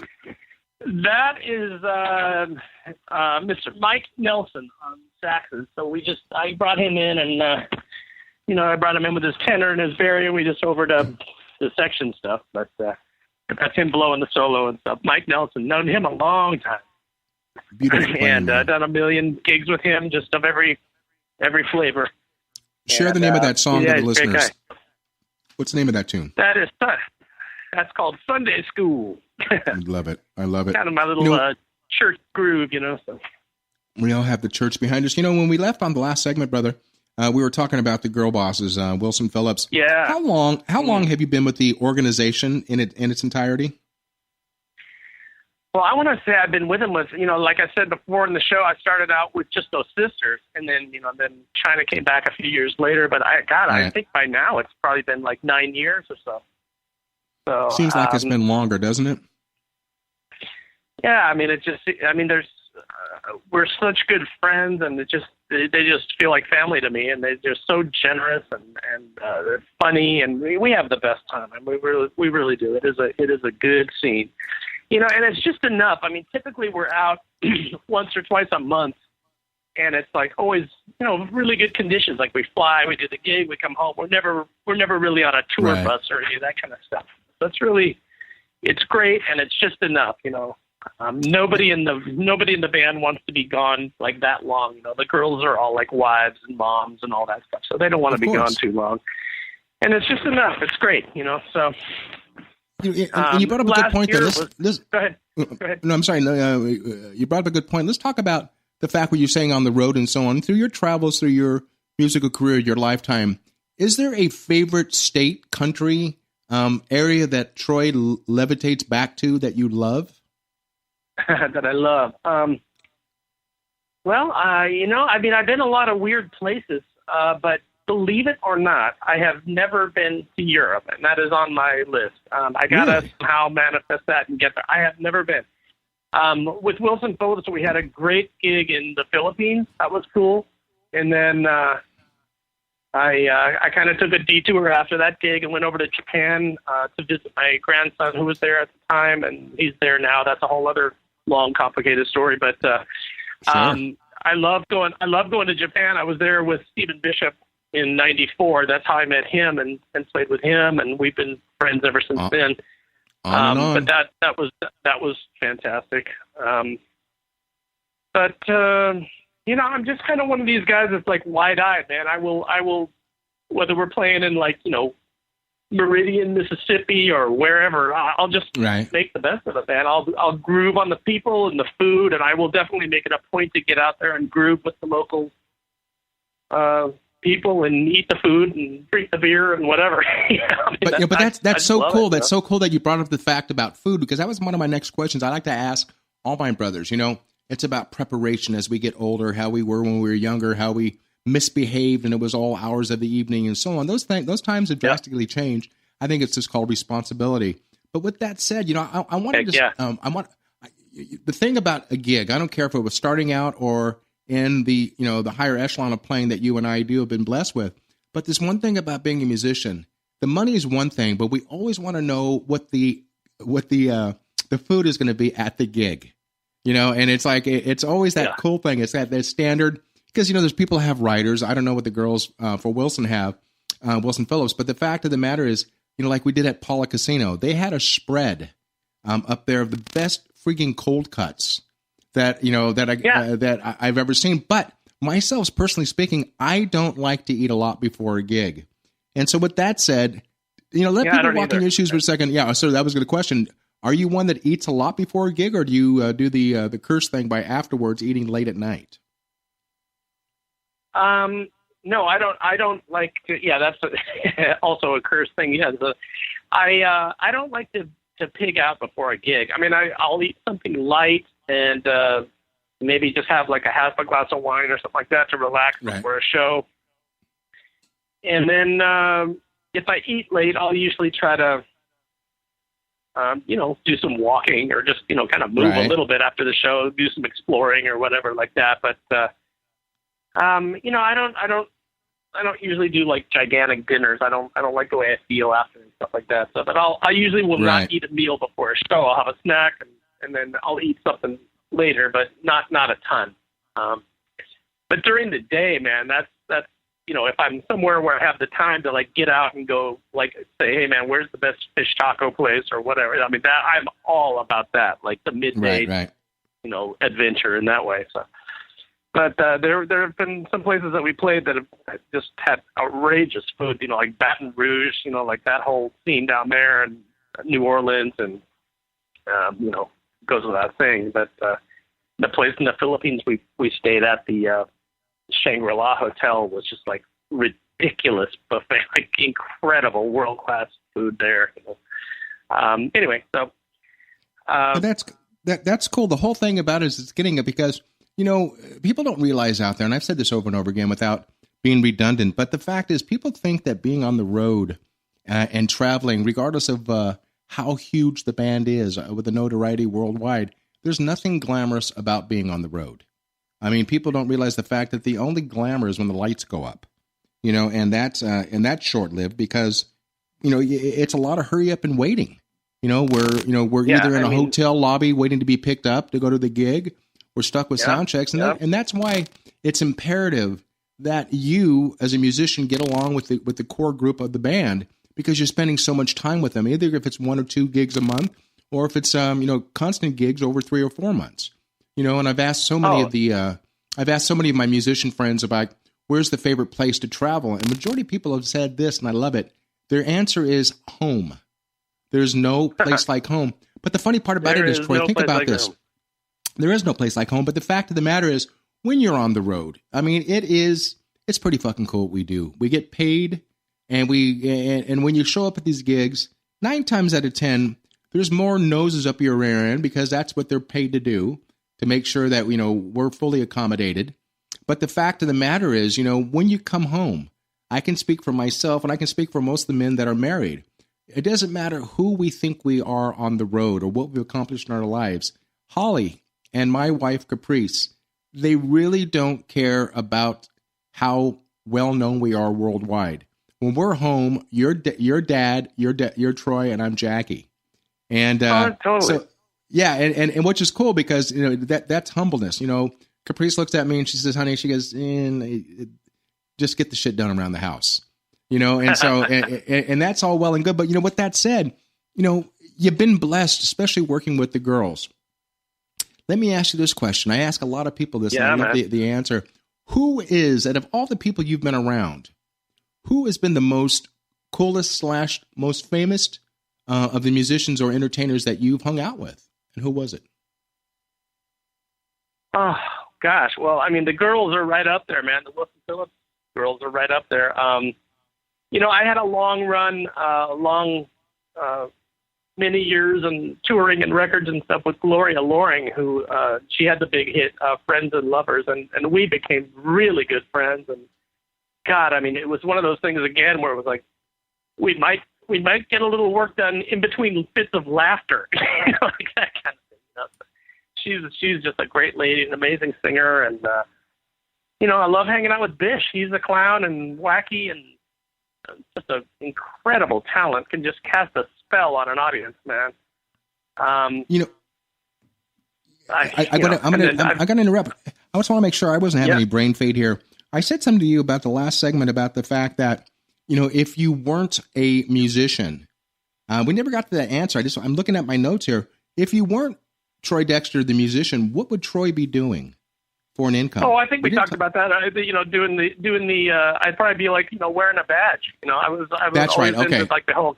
Yeah, we kind of touched on that. You know, so. I wanted to make sure that I didn't neglect that situation, so I'm going to cross that off my list here, and get to it. Yeah, no worries. Let's go back to food, because that's what, you know. It's lunchtime and it sounds great. What does Troy like? Yeah, what does Troy like to put down his gullet? What is his favorite? Oh boy. Geez, I don't know. This is just popping into my mind, but I mean, I'm deep into like the Jamaican thing, like the Jamaican jerk, that whole whole thing that you know, been to Jamaica a few times, you know, with Holly, and you know, it just not only triggers an amazing memory, but like that whole scene is the food is just incredible there, as are the people and the music, of course. I love my grandmother's fried chicken. You know, she left us with a great simple recipe that I could eat that every day. Yeah. Well, you know, we all know Troy Dexter cooks on stage, but is Troy does Troy cook in the kitchen at all? Are you a cook? You know, not really. I can broil a salmon. I can make soup. I can do breakfast stuff, and I can cook my grandmother's fried chicken. You know, other than that, I'm kind of a hack. You know, that's okay. But it's a good thing, though, man. It's a good thing. Is Holly a cook? Yeah, she's a good cook. She can make incredible lasagna. She makes this turkey chili that's outrageous. One of my favorite things that she makes is this, like, you know, 4-cheese macaroni and cheese with the crusted bread top thing. And dude, God. Caprice just made that. Caprice just made the white macaroni. I'm so friggin' hungry. Yeah. She made it because my favorite macaroni and cheese is at the House of Blues in San Diego, and so she made this. She made a white cheese mac, and then she put on top of it the breadcrumbs, and then she filled it up with bacon. Stop it! And I have. Yeah. I have no willpower with that shit at all, man. I can once I start, man, I would eat right out of the pan. You know. She just walked in the studios now because she hears we're talking about food. You know, I had a great interview last year with Liberty DeVito from Billy Joel's band. You know Liberty. Oh yeah. And it was funny. We were talking about food. We were talking about a great meal called gabardina, and it's and so my wife hears me, and she comes down into the studio, and she says, she commandeered the radio, and she said to Liberty, she goes, Jackie doesn't know what the hell he's talking about. And then all of a sudden, she takes over the mic, and her and Liberty are chopping it up, all about food, you know. And so we changed the name from Jackie's Groove to Jackie's Food. So when you talk about that situation and great food, like I'm gonna do a little spoiler here. I've got Richie Kanata coming on Wednesday, and Richie's longevity, of course, is Billy Joel saxophonist, and he's also with the Beach Boys for years. So I'm sure, being another Italian, we'll be talking about that food. But it's just so funny you talked about that. There's certain things out there that you levitate yourself to. You know, like Carney's her bakery. was it the Small Bites, or I'm just trying to remember the name of the. Oh yeah, Love Bites. Love Bites by Carney. Yeah, yep. You know, and it's all portion control. It's all portion control, but the food that she puts up is absolutely ridiculous. That girl can cook her ass off. Let me just tell you. Oh, she really can, man, and she understands like the physics and the the whole thing of that. She is. I mean, she has brought like these outrageous things to like our rehearsals and stuff, like these dripping cinnamon bun bread pudding thing. God, geez, it's just ridiculous. I just remember we were back. I remember we were backstage and I was eating one of these cookies, and Carney walked up. She goes, "Don't eat this shit." And she had some of her own stuff there, and it was like, and that's the cool thing about it, and speaking of the girls, because, I don't care how much stuff Troy's done in his lifetime and will do in his lifetime, you're still going to be known as the keyboard player from Wilson Phillips. And that's a great thing to be known for, and of all the major hits, but share with the audience for a second here, because I'm curious, is there a song, and this is kind of a touch and go question, but is there a song that if Wilson Phillips doesn't play on stage, it's okay with you? You mean like a least favorite one? Yeah, a least favorite song. Yeah.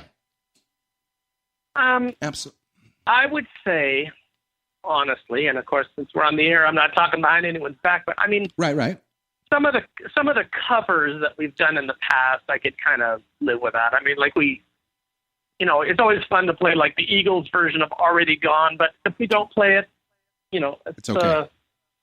No skin off my nose. I mean, the reason I say that is because, there's so much to choose from in their own catalog, and I just sort of am always lobbying to do that. Right. I just think, there's no need to do any covers unless there's some sort of significance to it, like doing their parents' music, which we do, which is great, I will say to that point, though, that they do an amazing version of Go Your Own Way by Fleetwood Mac. And I always tell people, like, that is the way that they did that song, that is the way to do a cover on it, do a cover song, because they really do a number on it. Like, they don't just copy the record. They twisted it and made it a slower tempo and made it this really slow kind of sexy thing, and it's just gorgeous. And so I really enjoy playing that, even though it's a cover with no particular significance, although it was on one of their records, I think. So, Troy, what's really unbelievable right now? What's unbelievable right now? We're coming out of segment number 4 already. I mean, this time is blown by. Tearing it up, brother. Yeah. Yeah, and I want to know more about what Troy likes on stage, what's in Troy's ears, and so on and so forth. So when we get back on segment number 5, let's educate the masses. I just want to know more what's going on with that, and and what you do and what you don't like on stage, what works for you, what doesn't, and then we'll talk about your rig and everything else. And because the listeners out there, not everybody who goes to a Wilson Phillips show or a Santana show goes to hear Carlos or the girls. They have favorites in the band also, so we're gonna let them kind of step behind and find out more about that. So with that said, guys, don't go anywhere. This is Jackie Bertoni, Jackie's Groove, brought to you by the almighty Intertalk Radio Network. You guys don't go anywhere. We're coming out of 4, going into 5 with my in-studio guest, the lovely and talented Mr. Troy Dexter. Don't go anywhere. Stay tuned.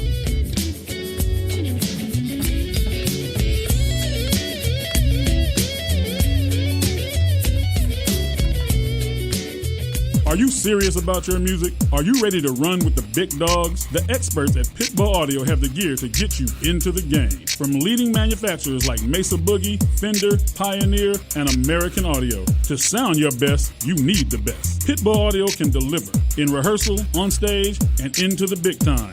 Dropping beats, shredding guitar, or making the crowd roar. Whatever you dream, Pitbull Audio can help make it happen. We are Pitbull Audio. We want you to play it loud. PitbullAudio.com. You know what's all around you every waking moment of your life? Marketing. You're choking on it. I'm Scott Robertson, and when it comes to strategic PR, branding, and marketing, I've seen it all. And actually, I'm still seeing it because bad marketing never sleeps. Join me each week on May the Best Brand Win, right here on Intertalk Radio, and learn how to make the marketing for your brand unforgettable. Hi, I'm Tim Dolbear, the host of Sound Experience on Intertalk Radio. Each week, I talk with top professional audio engineers, producers, musicians, and the manufacturers that make the tools that we use in the studio each and every day. From capturing the perfect take to mastering your final release, and the tools and how the pros use them, we are going to dive deep into their process and learn from their experience. I look forward to you joining us each week on Sound Experience with me, your host, Tim Dolbear. Make this your vinyl night. I'm John J.R. Robinson, and every week, music creation comes alive through stories, experiences, and sounds when vinyl records filled our hearts and minds. My friends and I share our tips and techniques used in creation of iconic tracks for recording artists such as Michael Jackson, Eric Clapton, Quincy Jones, and Steve Winwood, to name a few. Vinyl has emerged hot, and the soul of vinyl defines art and passion which burns deepest at night. Tune in every Wednesday at 2 p.m.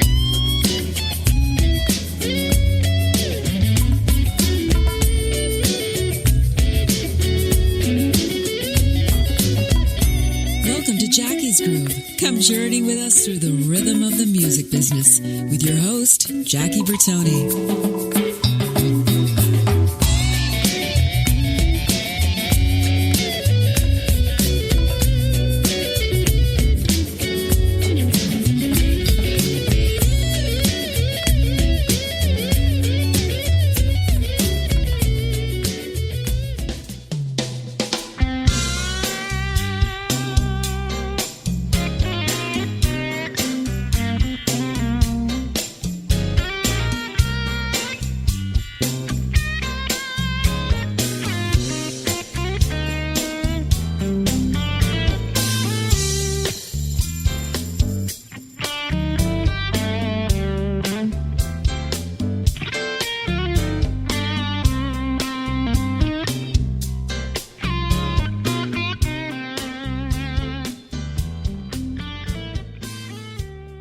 Everybody, welcome back. Jackie Bertoni, Jackie's Groove, brought to you by Intertalk Radio.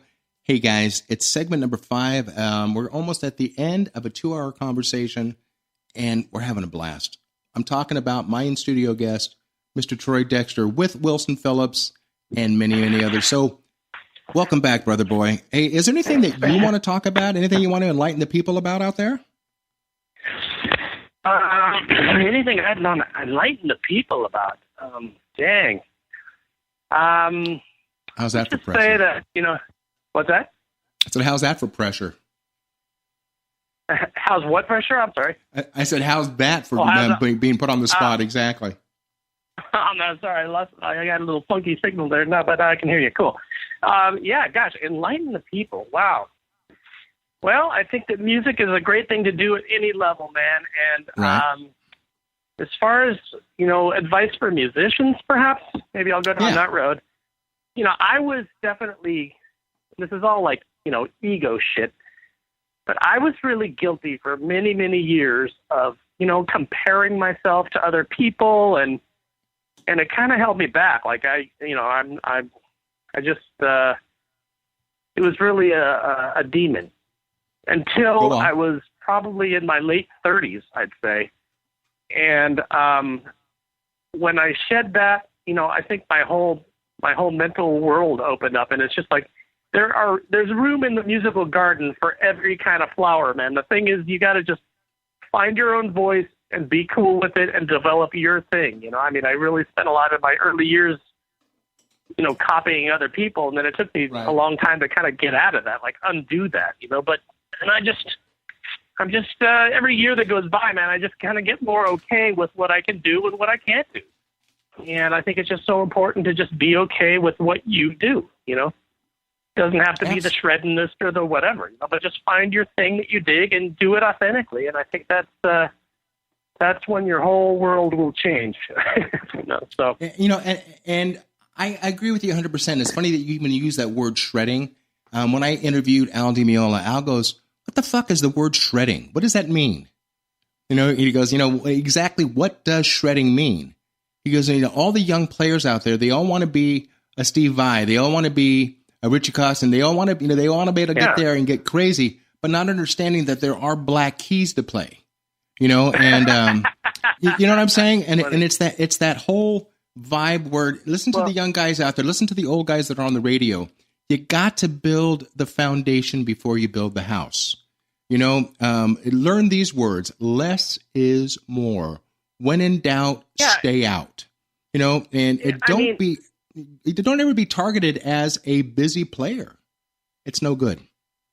Well, yeah, I don't want to diss that, because that thing is just, absolutely astonishing to me. And I learned to switch my mind. Like, I don't need to do that, and I don't need to do what these other 10 other people do. I can just do what I do. And I've given that a lot of thought, man. And it's like, the way that I play is not this, like, every note is picked kind of, it's not right. that. I sort of use a combination of picking the note and legato playing and, hammering on stuff. And it's just like, that's just how I play, And I've tried to practice all that stuff, and it just, I sort of kind of hit a wall, and I don't mean that to sound as an excuse, but I find it more satisfying to just develop my own thing, whatever that is. And hopefully my record Shop Dog is an expression of that, Absolutely. But, and I bring that up, Troy.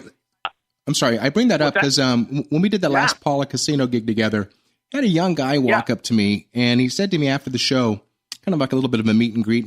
I think we just came off the song, You Won't See Me Cry. Oh, man. And what a piece of music that is. Jeez. Kills me. The girls' voices are flawless. Never. But the listener out there, the kid was with his father, and the kid said to me, he goes, I got to ask you a question. He goes, I'm a drummer, and he goes, and I love the band, and he goes, I know I'm young. He goes, but I have to ask you a question. I said, sure. He goes, on the part of the song, I don't remember what it was, he said, you stopped playing, and you kind of put your head down. Did you, not as a regular member of the band, but did you forget what to play? And I looked at him, I smiled, and Jesper was right next to me, the drummer. And I said, no, I said, I didn't forget to play anything. I said, it was nothing there to be played. I said, there was that break. I said, everybody stopped on stage. You heard nothing. I said, and that is what is called dynamics. And I said, something that's lacking in the industry.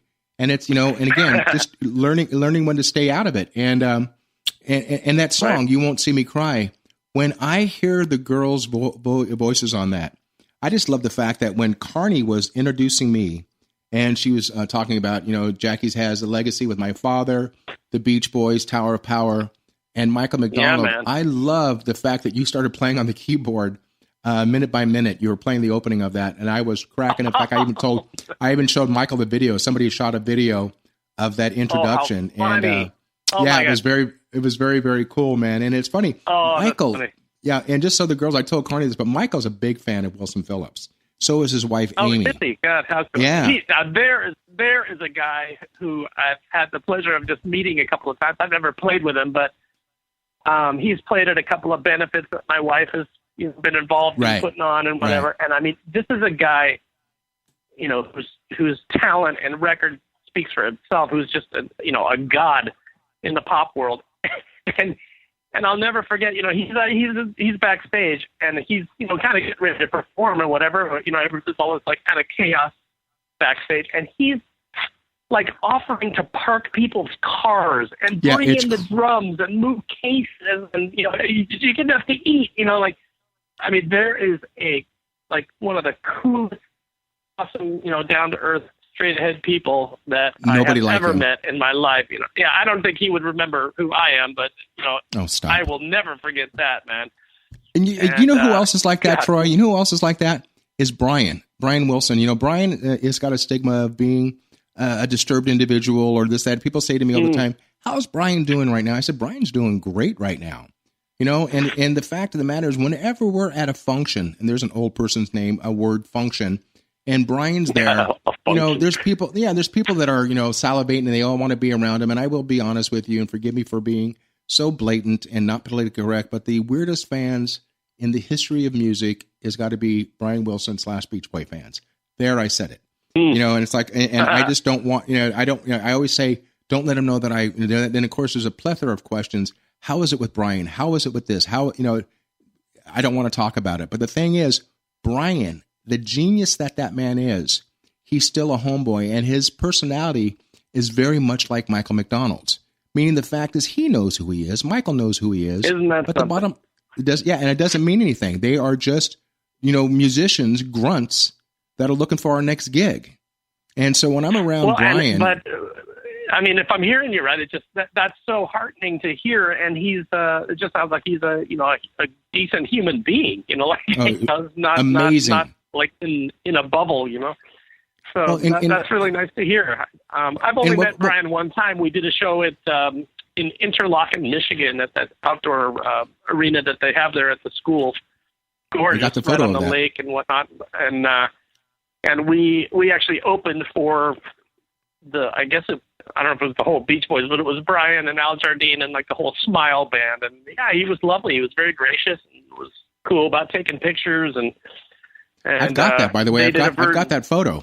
I've got that photo where you're standing with Brian and Carney and Wendy, and you're around the piano. Yeah, it's a very cool situation. And that's the cool. That was a treat, man. He did In My Room a cappella with the girls. So that was that was a moment, man. That was a moment. But that's the only interface that I've had with Brian per se. But that's really nice to hear, man. And I know your history runs deep with him, and it's awesome. You know what I love also too, my brother, is when I'm on stage with you, and when we do songs like God Only Knows, and when I pick up a little instrument called the sleigh bells, the look on the whole band, critical. Everybody turned around and they looked at me like, I thought, Jesus, am I playing the wrong thing? But no, the fact is that that is something that people, if people know Brian's music, it's surrounded by sleigh bells, it's surrounded by timpanis. And, so when you're up on stage and you're playing with this amazing band that Wilson Phillips hires, and we're talking to the keyboardist here, the whole vibe is when the band looks back and gives you the kudos, the credence of adding sounds that they don't normally have. And it's not like you couldn't program a sleigh bell, in there and so on. And it's amazing. I love songs like Hold On. I mean, if it wasn't for Judd Apatow and a blockbuster movie called Bridesmaids, that's what launched or relaunched Wilson Phillips' fame again. Over the years. That one definitely made the phone ring. But I love it when people yell out, "Hold on," and then Carney will say, "You're going to have to hold on." And that to me is just is the hysteria of the whole situation. But when you guys do Dancing Queen by ABBA, believe it or not, and you guys bring all the girls up on stage, that to me is just realness. That to me is that whole vibe about that band. But, the fact is, I've spent so much time talking about Wilson Phillips because I am the quintessential fan of the situation. But let me ask you this question, Mr. Dexter.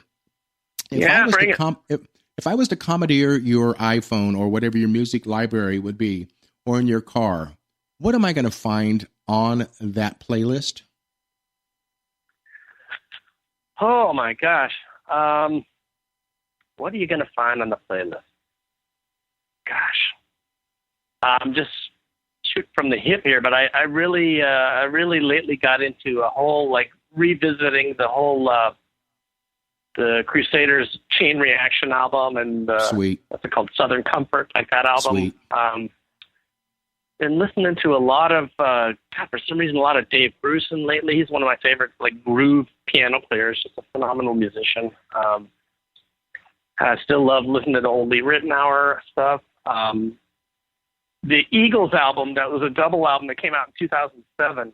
It's just a great album. Long Road to Out of Eden or whatever it's called. That's a great album and an amazing study of how to mix an album too in a modern world. In the post reel to reel era.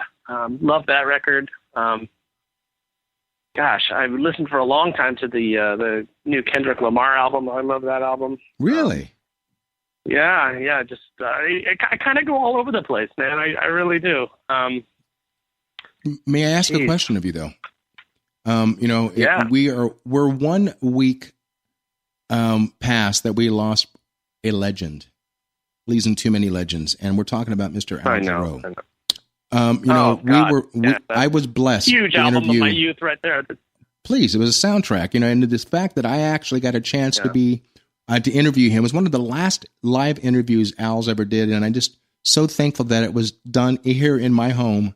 And just when I found out Sunday that he had passed, I mean, there goes a legacy of music. A lot of your friend musicians, a lot of my friend musicians have gone through the Al Jarreau camp, for the lack of a better word. But let me tell you something, Troy. I want you to be jealous right now.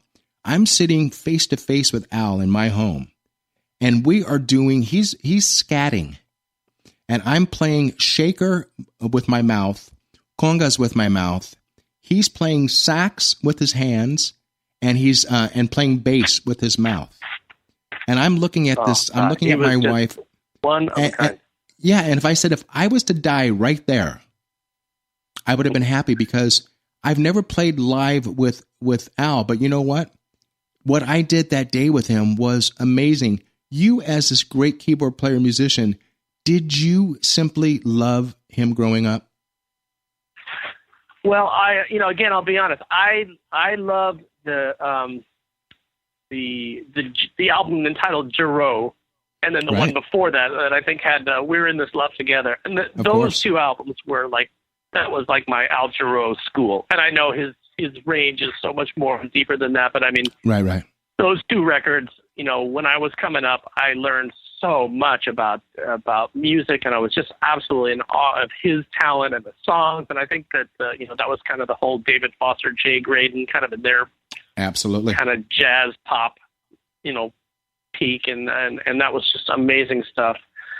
I mean, I don't even know where to start with how much I learned from those records about what FM radio music could be. And it just I just trying to cop those Fender Rhodes, the great playing, the great keyboard playing, and Jay Graydon's guitar parts and stuff. That just taught me a universe of stuff on those records, man. And I saw Al a couple times at concert, and he's perfect. I mean, he's just incredible. You never felt nervous for him. I mean, he never could drive the train.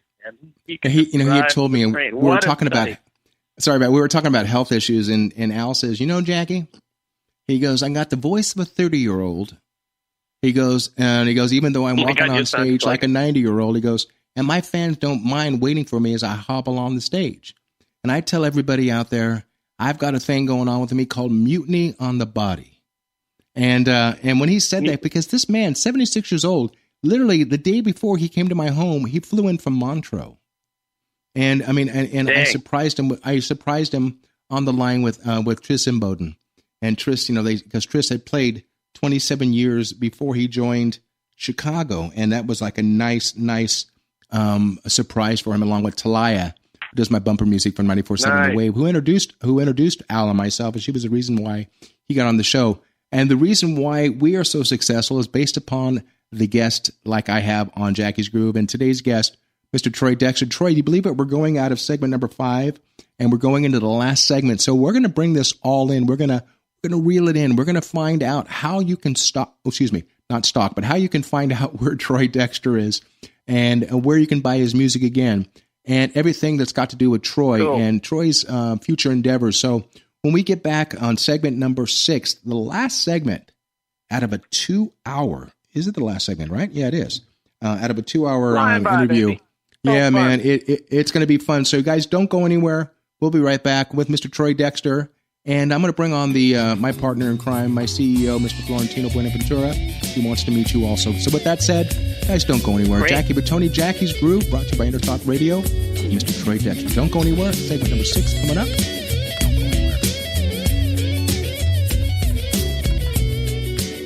Hi, this is Tim Dolbear, host of Sound Experience here on Intertalk Radio. And Source Connect by Source Element is the essential tool that we use to link between my studio in Austin, Texas and the WS radio station in San Diego. Now with Source Connect, not only can we communicate in real time and with HD audio, but it's synced up and is of a high enough quality that I can use it for real-time ADR work, remote recording and overdubbing, and it even allows me to remotely control a DAW. Source Connect by Source Element. Affordable, high-quality audio and video connection over the internet for all of your production needs. You know what's all around you every waking moment of your life?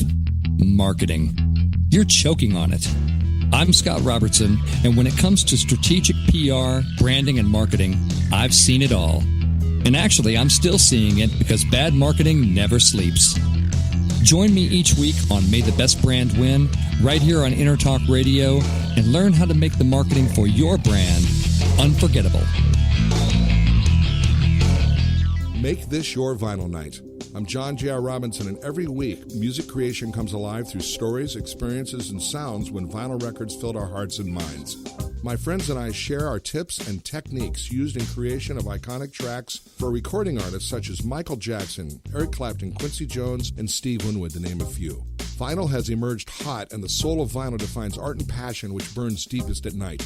Tune in. Are you serious about your music? Are you ready to run with the big dogs? The experts at Pitbull Audio have the gear to get you into the game. From leading manufacturers like Mesa Boogie, Fender, Pioneer, and American Audio. To sound your best, you need the best. Pitbull Audio can deliver in rehearsal, on stage, and into the big time. Dropping beats, shredding guitar, or making the crowd roar. Whatever you dream, Pitbull Audio can help make it happen. We are Pitbull Audio. We want you to play it loud. PitbullAudio.com.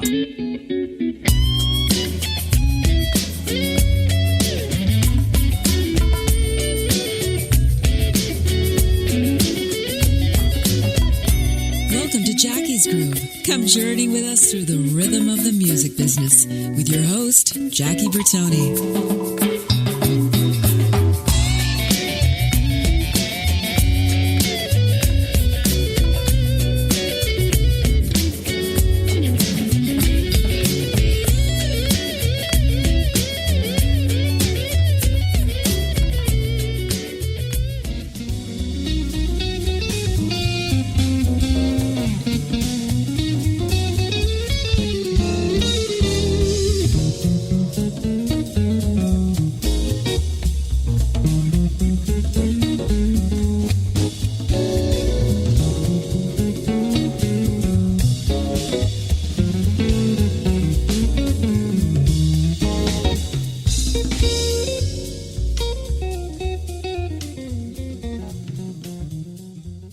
Hey, everybody, welcome back to the final segment number 6 on a 2-hour interview with my in-studio guest, Troy Dexter. This is Jackie Bertoni, Jackie's Groove, brought to you by the Intertalk Radio Network. Hey, Troy, that song coming in, that bass, that walking bass, sounds a lot reminiscent to my former guest, Mr. Stanley Clark, and my upcoming guest on March 1st, Mr. Bunny Burnell. I'm really, really proud to talk about that. So let's give props to that bass player who was playing on that track. Is that a live player, or was that a that was figment? Roberto Valli, who's he does all kinds of stuff and kind of a big deal in this, kind of in the smooth jazz and jazz world, but does all kinds of things. And he actually plays stand-up bass on that, and I really I got to kind of doubly hand it to him there, because that song, it's just in a weird key. It's like an E-flat minor, and it's not a real friendly key for like guitar and bass, but I just wanted to try my hand at it. And, he killed it. Success. And he did a little vocal scat bass solo in the middle of that song that's just beautiful, really innovative and cool. And so I was really happy with the way that came out. So. Hey, Brother Troy, do me a favor, share with the listeners, share with myself. I'm going to ask you a question. Just kind of give me just a one answer response, because I'm just curious to find out where your background in the way of love of players. Let's start first. Who's your favorite drummer of all time? Oh, God, my favorite drummer. Jeez.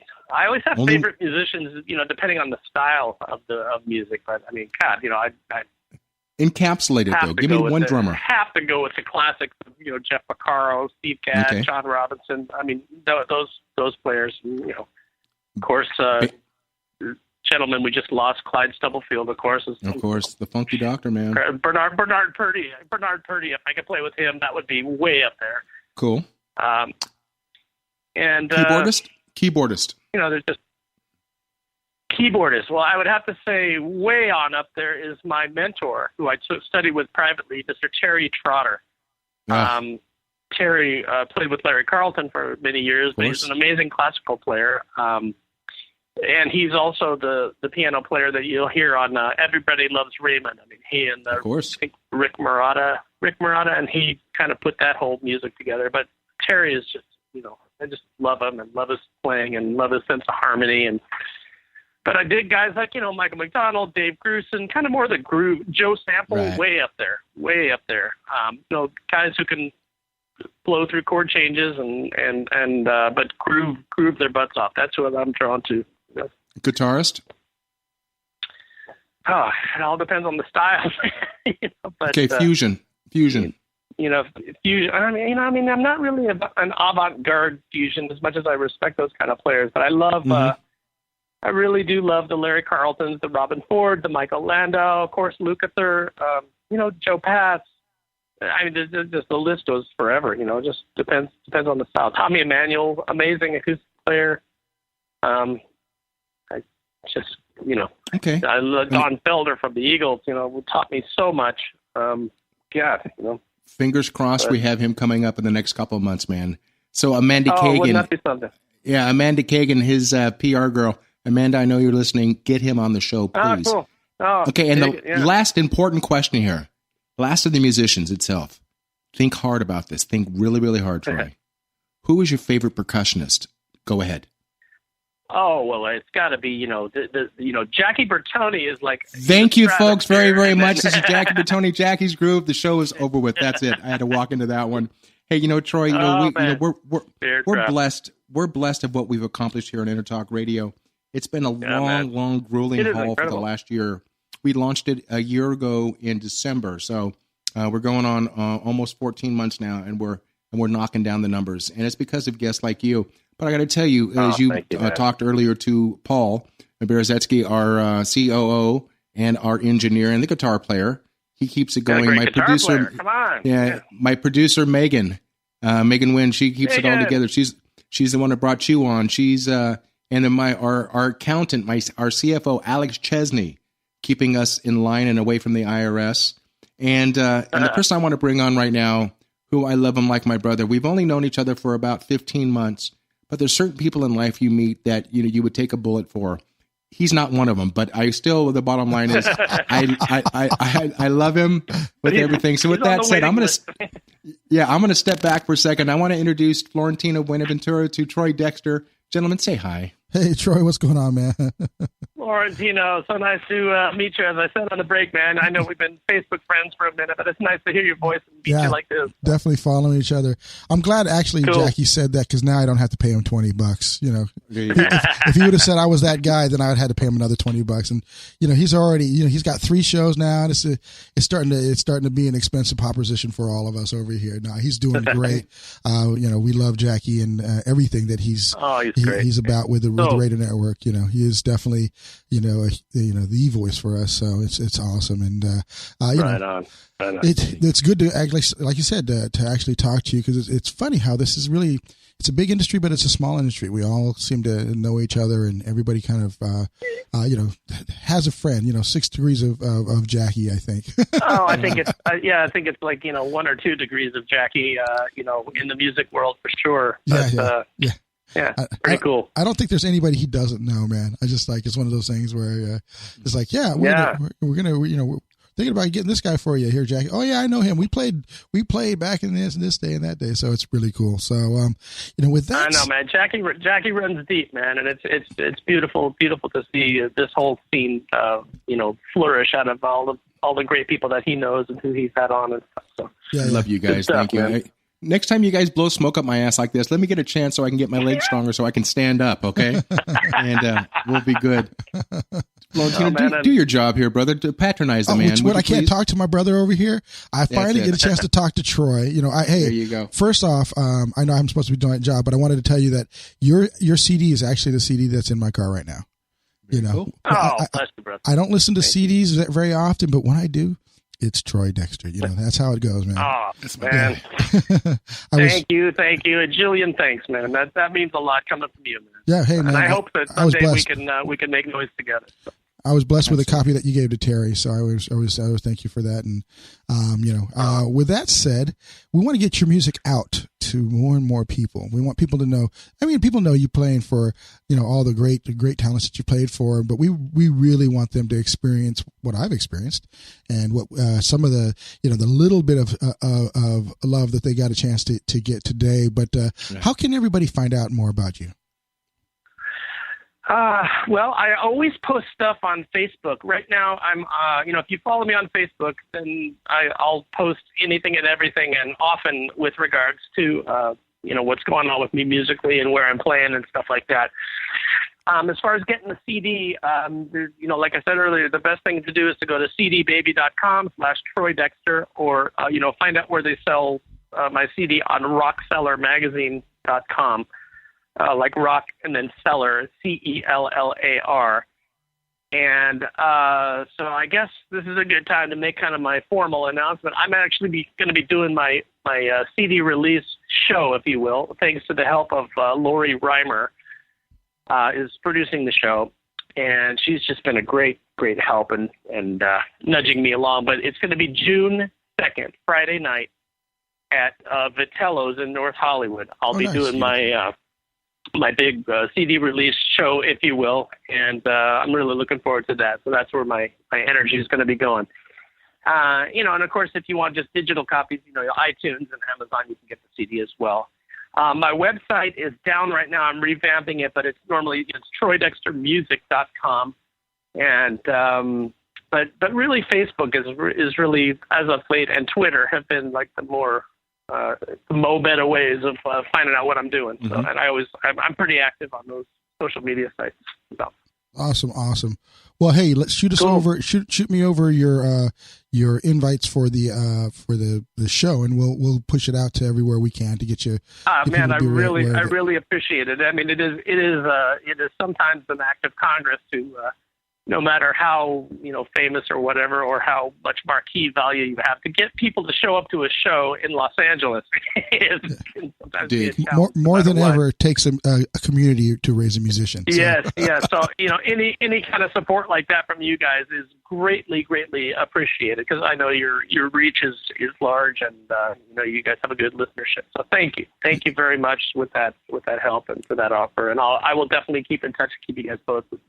Sounds good. Well, I'm going to let you guys resume the traditional elements of the interview. It's been great talking to you, Troy, and we'll talk to you soon. And likewise, brother. All right, take care. Thank you, brother. Bye-bye. Take care. Hey, Troy, let me ask you a question, man. Like I said, a lot of the majority of my artists, we work our asses off as musicians, young guys, and we put all of our ducats together, and we want to get the best of the best when it comes to music and our instruments, I should say. And all of a sudden, we fast forward into our 30-year-plus career, and we finally made a name for ourselves.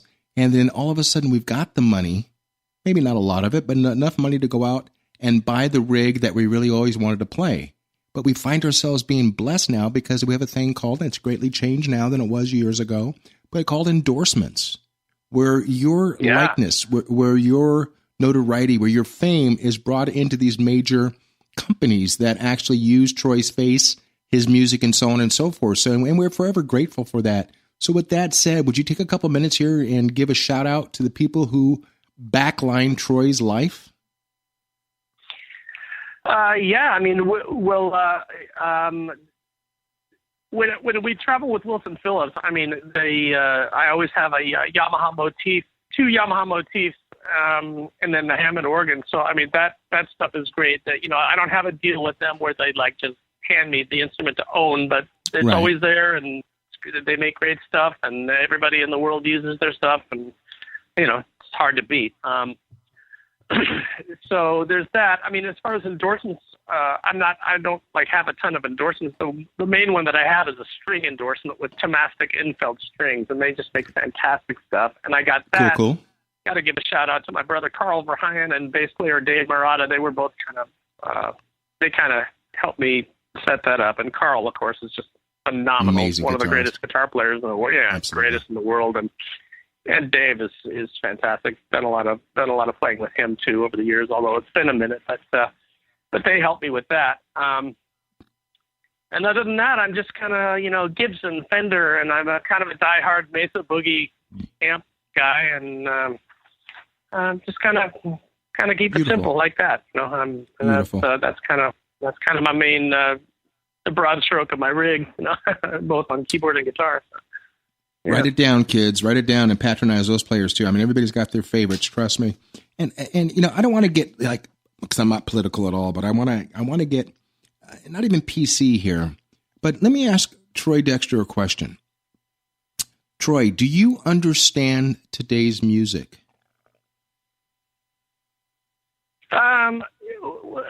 Understand it. yeah, I mean, there's a lot to dig, and there's a lot that I don't dig, you know. But there's some good stuff out there. The one thing that I would say about today's music that's my one, complaint, if you will, is I feel like, 99% of the stuff that I hear on the radio or on TV or just in terms of, the Billboard Hot 100 or whatever, my only complaint is that it seems to be so limited to like some, what I call permutation of the Don't Stop Believin' chords. Just like those four chords, which are great, but it's just some permutation of those chords, and I just sort of feel like, let's go for some different chord changes. Let's expand our harmonic palette a little bit. Which is something that I miss from the, the 70s and 80s. We're talking about the Giro records, and of course Steely Dan, and man, that stuff is there, man. Let's use it. Discover the black keys. Discover the black keys. Discover the black keys. And I full disclosure, I mean, nobody loves a dumb, one chord funk song more than me. So there's that. But I just I'm always looking for the bands that kind of stretch the harmony, a little bit. So. And that's fair, because I don't want to put you so much on the spot there, but I'm really curious. And Troy, and this is something I know the listeners want to know, especially when the people like you and I in our advanced age or a mature age, if you will, I like to believe that things are going to come back. I believe in my whole heart, and I pray that we will get record stores back. That whole smell of vinyl on record release Tuesday, I miss it with a passion. That is something, and I think it's going to happen again. It's got to happen again. But here's my question I want to ask you. And, Troy Dexter, in your opinion, what is the state of the music business like to you right now, or the lack thereof? Well, I mean, as many of your guests have probably, had the discussion about, I mean, it's kind of capsized right now in that, and it's not all bad, actually. There's actually some good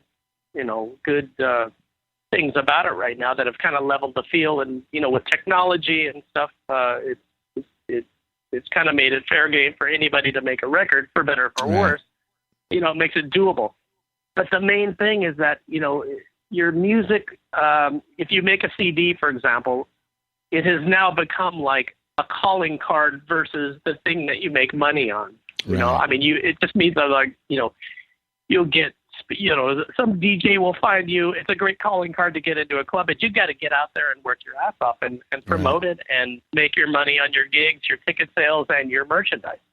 Unless you can get it, licensed in a show or a television commercial or a movie or something like that. I mean, and that sort of, in a nutshell, seems to be where it's at right now. And we just have to accept it, roll with it, and adjust, And thankfully, there's work, like my job writing for abcmouse.com and Wilson Phillips. I mean, there's enough other stuff that is a paycheck, that's out there. And speaking of paycheck, brother, I'm not going to interrupt you here because I'm going to have to cut you off because that red light's flashing. No problem. You guys, please say thank you to Mr. Troy Dexter. Search him out. Buy his music. We're not doing this for health. Stop stealing music, people. And listen to what the old guys do. So with that said, Troy, thank you so much, my brother. We love you. Talk Radio, Jackie's Groove, Jackie Bertoni thanks you personally. Everybody, please say goodbye to Mr. Troy Dexter. And Troy, we'll be talking offline here. Thank you, Jack. Thank you so much, brother. Cool, and thank you for gracing our show. We love you, man. Godspeed. As I always finish up by saying. Thank you so much, Jack. Thank you so much. I really had a blast. Always, brother. Peace through music, my brother. God bless. This is Jackie Bertoni from Jackie's Groove. Come join me weekly on my journey through the music business as I take you behind the velvet rope, interviewing industry notables such as Al DiMeola, Michael McDonald, and Al Jarreau, to name but a few. Listen to their stories on being in the studios recording #1 hits and onto the stages throughout the globe. Allow me to be your music historian. You can hear me live every Monday at 2 p.m. and every Wednesday at 12 noon Pacific Standard Time or 24/7 on jackiesgroove.com. Ready to get your groove on? Hi, this is Tim Dolbear from Eclectica Studios. I'm a full-time mixing and recording engineer. I work with Grammy winners, labels, and indie artists, using state-of-the-art digital mixing and restoration tools and the very best in analog gear. Really, though, it's my ability to bring tracks to life and fulfill your vision for your music. This has made me sought after by producers and artists worldwide. So spend your time working on music and not chasing a mix down a rabbit hole. Go to timdolbear.com and check out our free one-song mix offer. You know what's all around you every waking moment of your life? Marketing. You're choking on it. I'm Scott Robertson, and when it comes to strategic PR, branding, and marketing, I've seen it all. And actually, I'm still seeing it because bad marketing never sleeps. Join me each week on May the Best Brand Win, right here on Intertalk Radio, and learn how to make the marketing for your brand unforgettable. Are you serious about your music? Are you ready to run with the big dogs? The experts at Pitbull Audio have the gear to get you into the game. From leading manufacturers like Mesa Boogie, Fender, Pioneer, and American Audio. To sound your best, you need the best. Pitbull Audio can deliver in rehearsal, on stage, and into the big time. Dropping beats, shredding guitar, or making the crowd roar. Whatever you dream, Pitbull Audio can help make it happen. We are Pitbull Audio. We want you to play it loud. PitbullAudio.com.